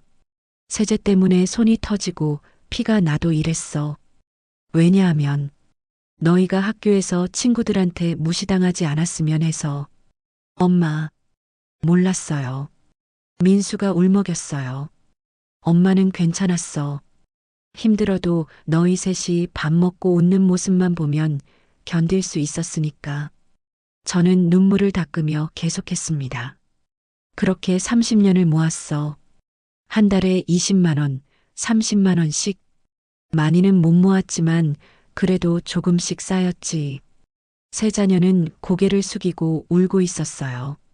지영이가 대학 갈 때, 민수가 결혼할 때, 수진이가 애 낳았을 때, 엄마는 기쁘게 돈을 꺼내 썼어. 내 자식들을 위한 거니까. 엄마, 10년 전에 지영이가 카페를 한다고 했을 때도 엄마는 기뻤어. 우리 큰딸이 꿈이 있구나. 도와주고 싶다 생각했지. 지영이는 제 손을 잡고 흐느껴 울었습니다. 그래서 통장에 있던 돈을 거의 다 줬어. 3천만 원. 엄마가 30년 동안 모은 돈의 전부였어. 엄마, 죄송해요. 정말 죄송해요. 지영아, 엄마는 너를 원망하지 않아. 정말이야. 저는 지영이의 머리를 쓰다듬었어요. 엄마가 힘들었던 건 돈 때문이 아니었어. 세 자녀가 저를 바라봤습니다. 엄마가 힘들었던 건 너희가 엄마를 잊어버린 것 같아서였어. 제 목소리가 떨렸습니다. 엄마가 아프다고 했을 때 지영이는 가족인데 무슨 돈 이야기냐고 했지. 그 말이 너무 아팠어. 엄마가 돈을 달라고 한 게 아니었어. 그냥 엄마도 힘들다는 말 한마디만 듣고 싶었던 거야. 눈물이 주르륵 흘러내렸습니다. 민수야, 너도 그랬어. 전화하면 맨날 바쁘다고만 하고. 한 번이라도 엄마 집에 와서 엄마 얼굴 좀 봐주지. 엄마가 얼마나 외로운지. 엄마, 죄송해요. 제가 너무 몰랐어요. 민수가 무릎을 꿇고 울었습니다. 수진이 너는 착했어. 엄마를 제일 많이 챙겨줬지. 근데 수진이도 형편이 어려운 거 엄마가 아는데 엄마가 또 짐이 되는 것 같아서 너무 미안했어. 엄마, 아니에요. 당연한 거예요. 수진이가 제 다른 손을 잡았습니다. 엄마는 그냥 너희가 가끔 생각해줬으면 좋겠었어. 엄마도 사람이잖니. 외롭고 아프고 힘들 수 있잖니. 저는 천장을 바라보며 말을 이었습니다. 엄마가 가구를 팔 때 정말 슬펐어. TV 팔 때, 장롱 팔 때. 너희 아빠랑의 추억들이 하나씩 사라지는 것 같았어. 엄마, 그걸 왜 혼자 말해봤자 너희만 걱정할 것 같아서. 엄마는 너희한테 짐이 되고 싶지 않았어. 제 목소리가 흔들렸습니다. 근데 이제 알겠어. 엄마가 잘못했어. 너희한테 제대로 말했어야 했는데 혼자 참기만 했어. 아니에요, 엄마. 저희가 못났어요. 지영이가 제 손을 꼭 쥐며 말했습니다. 엄마, 제가 지금부터라도 잘할게요. 엄마한테 빌린 돈도 꼭 갚을게요. 제가 어떻게든 할게요. 지영아, 돈은 괜찮아. 그냥 엄마를 가끔 생각해주면 돼. 엄마. 세 자녀는 제 침대 주위에서 한참을 울었습니다. 저도 눈물을 흘렸어요. 30년 동안 참았던 마음들이 터져나왔습니다. 외로웠던 것, 힘들었던 것, 서운했던 것들이 눈물과 함께 쏟아졌어요. 한참 후 민수가 얼굴을 들었습니다. 엄마, 저희가 어떻게든 수술비를 마련할게요. 민수야, 괜찮아. 800만 원도 큰 돈인데. 아니에요. 1200만 원이 더 필요하잖아요. 제가 뭐라도 해볼게요. 민수는 휴대폰을 꺼내 어디론가 전화를 걸기 시작했어요. 여보세요? 형님, 저 민수인데요. 혹시 급하게 돈 좀 빌릴 수 있을까요? 민수는 복도로 나가 통화를 이어갔습니다. 수진이도 일어섰어요. 저도 제 친구들한테 연락해 볼게요. 수진이도 복도로 나갔습니다. 병실에는 저와 지영이만 남았어요. 지영이는 제 손을 꼭 잡고 있었습니다. 엄마, 저 정말 죄송해요. 지영아, 제가 카페를 시작할 때 너무 자신만만했어요. 1년이면 돈을 갚을 수 있을 줄 알았어요. 지영이의 목소리가 떨렸습니다. 근데 1년이 지나고 2년이 지나도 카페는 잘 안 됐어요. 빚만 늘어났고 저는 엄마한테 갚기는커녕 제 생활비도 빠듯했어요. 그래도 지영이는 열심히 했잖니. 아니에요. 제가 무능했어요. 엄마 돈을 날린 거예요. 지영이는 고개를 숙였습니다. 그래서 엄마 얼굴 보기가 너무 무서웠어요. 엄마를 만나면 죄책감에 견딜 수가 없었어요. 지영아, 그래서 전화도 피하고 만나자는 것도 거절했어요. 심지어 엄마가 아프다고 했을 때도 저는 도망쳤어요. 지영이는 눈물을 흘렸습니다. 가족인데 무슨 돈 이야기냐고 한 건 제 죄책감을 숨기려고 한 말이었어요. 제가 너무 비겁했어요. 저는 지영이를 꼭 안아줬어요. 지영아, 이제 괜찮아. 엄마가 다 이해해. 엄마, 저 어떡해요. 엄마한테 너무 못했는데. 지영아, 엄마는 너를 미워한 적 없어. 한 번도. 엄마. 지영이는 제 품에서 한참을 울었습니다. 저는 딸의 등을 쓰다듬어 주었어요. 오후 2시쯤 세 자녀가 다시 병실로 들어왔습니다. 엄마, 저희가 돈을 좀 더 모았어요. 민수가 말했어요. 얼마나? 제가 친구들한테 빌려서 300만 원 더 만들었어요. 민수야, 저도 친구들이랑 지인들한테 연락해서 200만 원 모았어요. 수진이가 말했습니다. 그럼 총 1,300만 원이에요. 하지만 여전히 700만 원이 부족했습니다. 침묵이 흘렀어요. 그때 지영이가 입을 열었습니다. 저도 모았어요. 언니, 제 카페를 급하게 팔기로 했어요. 지금 계약금으로 500만 원 받았어요. 지영이. 그리고 제 차도 팔 거예요.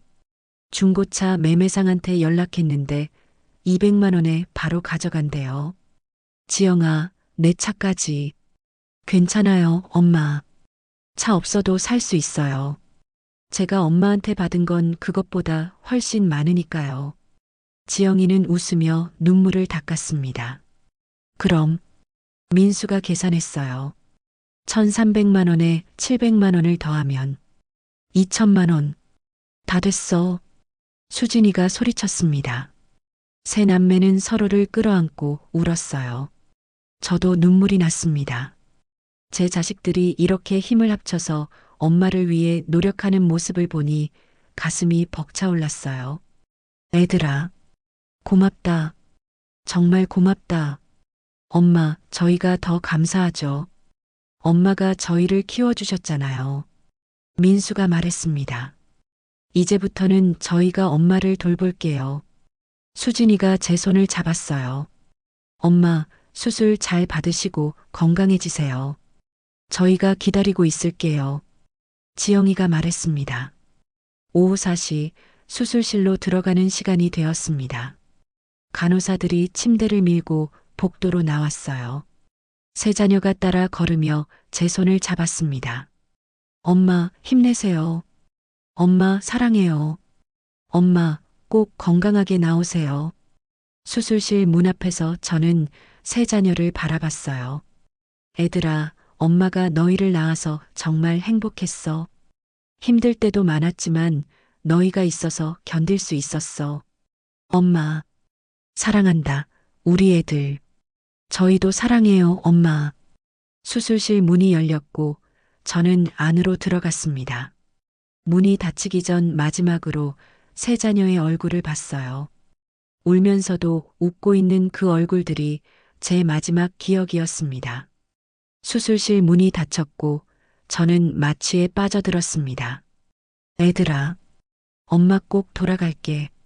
그게 제 마지막 생각이었어요. 수술은 4시간이 걸렸습니다. 세 자녀는 수술실 밖 대기실에서 초조하게 기다렸어요. 아무도 말을 하지 않았습니다. 그저 시계만 바라보며 시간이 흐르기를 기다렸죠. 오후 8시쯤 수술실 불이 꺼졌습니다. 끝났나 봐. 민수가 일어섰어요. 곧 의사가 나왔습니다. 보호자분들이세요? 네. 엄마는 어떻게 됐어요? 수술 잘 됐습니다. 혈관에 스텐트 3개를 넣었고 이제 회복만 하시면 됩니다. 정말요? 네. 다행히 늦지 않게 수술해서 큰 문제는 없을 것 같습니다. 세 남매는 서로를 끌어안고 울었어요. 안도의 눈물이었습니다. 엄마가 살았어. 엄마가 괜찮으시대. 1시간 후 저는 회복실로 옮겨졌습니다. 그리고 천천히 눈을 떴어요. 엄마, 엄마 깨셨어요? 흐릿한 시야에 세 자녀의 얼굴이 보였습니다. 애들아, 네 엄마. 저희 여기 있어요. 수술 잘 됐어? 네, 완벽하게 성공했어요. 저는 안도의 한숨을 쉬었어요. 그리고 다시 잠에 빠져들었습니다. 일주일이 지났습니다. 저는 점점 회복되어 갔어요. 처음에는 침대에서 일어나는 것도 힘들었지만 며칠 지나니 조금씩 걸을 수 있었습니다. 세 자녀는 매일 병원에 왔어요. 지영이는 아침마다 와서 제 식사를 챙겼습니다. 병원 음식이 맛없다며 집에서 죽을 끓여와서 먹여줬어요. 엄마, 입 벌려 보세요. 아, 지영아, 엄마가 할 수 있어. 아니에요. 제가 할래요. 지영이는 정성스럽게 저를 돌봐줬습니다. 10년 만에 딸과 이렇게 가까이 있으니 낯설면서도 좋았어요. 민수는 점심시간마다 들렀습니다. 회사에서 멀지 않은 병원이라 퇴근길에도 자주 왔어요. 엄마, 오늘 기분 어떠세요? 좋아. 많이 좋아졌어. 다행이다. 제가 과일 깎아드릴게요. 민수는 서툰 손놀림으로 사과를 깎아줬습니다. 삐뚤삐뚤하게 깎은 사과를 보며 저는 웃었어요. 우리 민수 과일도 잘 깎네. 엄마, 놀리지 마세요. 민수는 수줍게 웃었습니다. 수진이는 저녁마다 왔어요. 마트 일이 끝나면 바로 병원으로 달려왔습니다. 엄마, 오늘 힘드셨어요? 아니야, 괜찮았어. 제가 발 마사지 해드릴게요. 오래 누워 계시면 다리가 붓잖아요. 수진이는 정성스럽게 제 발을 주물러 줬어요. 그 따뜻한 손길에 저는 눈물이 날 것 같았습니다. 수진아, 고마워. 당연한 거예요, 엄마. 2주가 지났습니다. 의사 선생님이 말했어요. 이제 퇴원하셔도 됩니다. 집에서 잘 쉬시면 완전히 회복하실 거예요. 정말요? 네. 다만 한 달에 한 번씩은 병원에 와서 검진 받으세요. 알겠습니다. 감사합니다. 퇴원 날 세 자녀가 모두 왔습니다. 엄마, 집으로 모시러 왔어요. 고맙다, 애들아. 민수가 휠체어를 밀어주고 지영이와 수진이는 짐을 들었어요. 병원 로비를 지나 주차장으로 가는데 가슴이 벅찼습니다. 살아서 나오는구나. 차에 타서 집으로 가는 길 창밖 풍경이 새삼 아름다워 보였어요. 가로수 지나가는 사람들, 하늘의 구름까지. 살아있다는 게 이렇게 좋은 거구나. 집에 도착하니 깜짝 놀랐습니다. 텅 비었던 거실에 새 가구들이 들어와 있었어요. TV, 소파, 식탁까지. 이게 뭐니? 엄마, 저희가 준비했어요. 민수가 말했습니다. 엄마가 팔았던 것들 다시 사왔어요. 새 거예요. 애들아, 엄마, 이제 편하게 지내세요. 눈물이 났습니다. 자식들이 이렇게 정성을 다해 준비해줬다는 게 너무 감동적이었어요. 고맙다, 정말 고맙다. 저는 소파에 앉았습니다. 푹신한 새 소파가 제 몸을 감싸 안았어요. 엄마, 배고프시죠? 제가 저녁 준비할게요. 지영이가 부엌으로 갔습니다.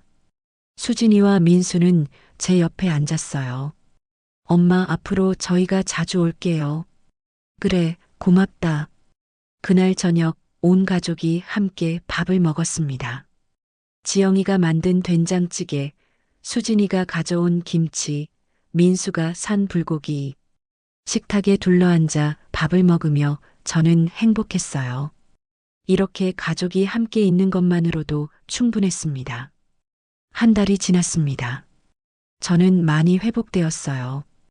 이제는 혼자서도 장을 보고 청소하고 밥을 해 먹을 수 있었습니다. 자식들은 약속대로 자주 왔어요. 지영이는 일주일에 두세 번 들렀습니다. 카페를 정리하고 작은 회사에 취직했다고 했어요.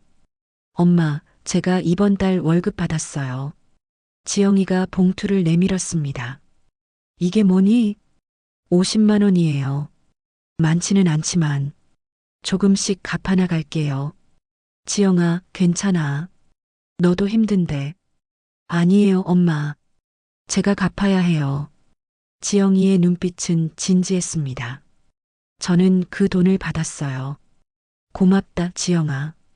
엄마, 10년이 걸려도 20년이 걸려도 꼭 다 갚을게요. 알았어. 천천히 하렴. 민수도 매달 돈을 보내왔습니다. 많지는 않았지만 30만 원씩 꾸준히 보내줬어요. 수진이는 돈 대신 반찬을 만들어 왔습니다. 형편이 어려운 걸 아는데 괜히 부담 줄까봐 그러는 것 같았어요. 엄마, 김치 떨어지셨죠? 제가 담가왔어요. 수진아, 고맙다. 저는 자식들이 준 돈을 예전 통장에 차곡차곡 넣었습니다. 8만 원이었던 잔액이 조금씩 늘어났어요. 50만 원, 80만 원, 130만 원. 통장을 볼 때마다 뭉클했습니다. 조금씩 채워지고 있네. 3개월이 지났습니다. 어느 날 저녁 저는 혼자 소파에 앉아 생각했습니다. 이제 많이 좋아졌네. 몸도 건강해졌고 자식들도 자주 오고 통장에도 조금씩 돈이 쌓이고 있었어요. 행복했습니다. 정말로요.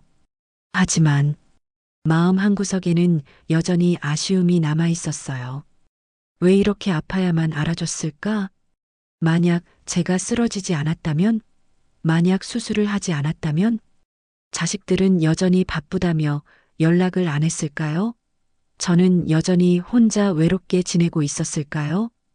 그런 생각을 하니 씁쓸했습니다. 이제야 알아주는구나. 안도감과 동시에 허전함이 밀려왔어요. 창밖을 바라보니 저녁 노을이 붉게 물들어 있었습니다. 아름다운 풍경이었지만 왠지 쓸쓸해 보였어요. 그때 휴대폰이 울렸습니다. 엄마, 나 지영이야. 내일 저녁에 우리 집으로 오실 수 있어요? 왜? 가족 모임 하려고요. 민수 오빠랑 수진이도 다 온대요. 그래, 알았어. 전화를 끊고 저는 미소 지었습니다. 그래, 이제라도 이렇게 됐으니 감사해야지. 다음 날 저녁 저는 지영이 집으로 갔습니다. 문을 열자 온 가족이 모여 있었어요. 지영이, 민수, 수진이, 그리고 손주들까지. 할머니 오셨어요. 손주들이 달려와 저를 안았습니다. 저는 손주들을 꼭 껴안았어요. 우리 손주들, 할미 보고 싶었어? 네. 식탁에는 음식이 가득했습니다. 지영이가 준비한 불고기, 수진이가 만든 잡채, 민수 며느리가 만든 전. 엄마 앉으세요. 온 가족이 둘러앉아 저녁을 먹었어요. 시끌벅적한 소리, 웃음소리, 아이들 제잘거리는 소리. 저는 그 소리들을 들으며 행복했습니다. 이게 가족이구나. 밥을 먹은 후 지영이가 케이크를 들고 나왔어요. 엄마, 이게 뭐니? 엄마 두 번째 생일이에요. 두 번째 생일? 네. 수술받고 다시 태어나신 거잖아요. 지영이가 웃으며 말했습니다. 케이크 위에는 초가 켜져 있었어요. 소원 빌어보세요, 엄마. 저는 초를 보며 눈을 감았습니다. 우리 가족이 건강하고 행복하게 살았으면 좋겠어. 그리고 나도 이제 나를 위해 살아보고 싶어. 후 초를 불었습니다. 박수 소리가 울렸어요. 엄마 축하해요. 할머니 생일 축하해요. 저는 눈물을 닦으며 웃었습니다. 집으로 돌아오는 길 민수가 차로 데려다 줬어요. 엄마, 오늘 즐거우셨죠? 응, 정말 좋았어. 앞으로도 자주 모이자고 했어요. 한 달에 한 번씩은 꼭요. 그래, 좋다. 집 앞에 도착했을 때 민수가 말했습니다. 엄마, 저희가 늦었지만 이제부터라도 잘할게요. 고맙다, 민수야. 엄마 덕분에 저희가 컸잖아요. 이제 저희가 엄마를 돌볼 차례예요. 민수의 말에 눈물이 났습니다. 엄마 사랑해요. 나도 사랑한다, 민수야. 그날 밤 저는 안방 서랍을 열었습니다. 낡은 통장을 꺼내 펼쳤어요. 마지막 페이지를 봤습니다. 잔액 230만 원, 230만 원, 8만 원에서 시작해서 이제 230만 원이 되었습니다. 적은 돈이었지만 저에게는 큰 의미였어요. 자식들이 조금씩 갚아나가는 이 돈은 단순한 돈이 아니었습니다. 미안함의 표현이었고 사랑의 증거였고 가족의 약속이었어요. 저는 통장을 가슴에 안고 창밖을 바라봤습니다. 달이 떠 있었어요. 밝고 둥근 보름달이었습니다. 이제 괜찮아. 힘든 시간도 있었고 외로운 순간도 많았지만 결국 우리는 다시 가족이 되었습니다. 늦었지만 아픈 후에야 깨달았지만 그래도 이렇게 다시 시작할 수 있어서 감사했어요. 남은 인생은 나를 위해 살아봐야겠어. 자식들을 위해서만 살았던 지난 세월. 이제는 저를 위해 살고 싶었습니다. 여행도 가보고 친구들도 만나고 하고 싶었던 것들을 해보고 싶었어요. 저는 통장을 서랍에 넣으며 혼잣말처럼 중얼거렸습니다. 이제 시작이야. 박순애의 새로운 인생. 그리고 침대에 누웠어요. 마음이 편안했습니다. 오랜만에 느끼는 평화였어요.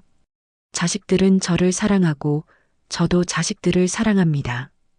그것만으로도 충분했어요. 눈을 감으니 스르르 잠이 왔습니다. 오늘 밤은 악몽 없이 편안하게 잘 수 있을 것 같았어요.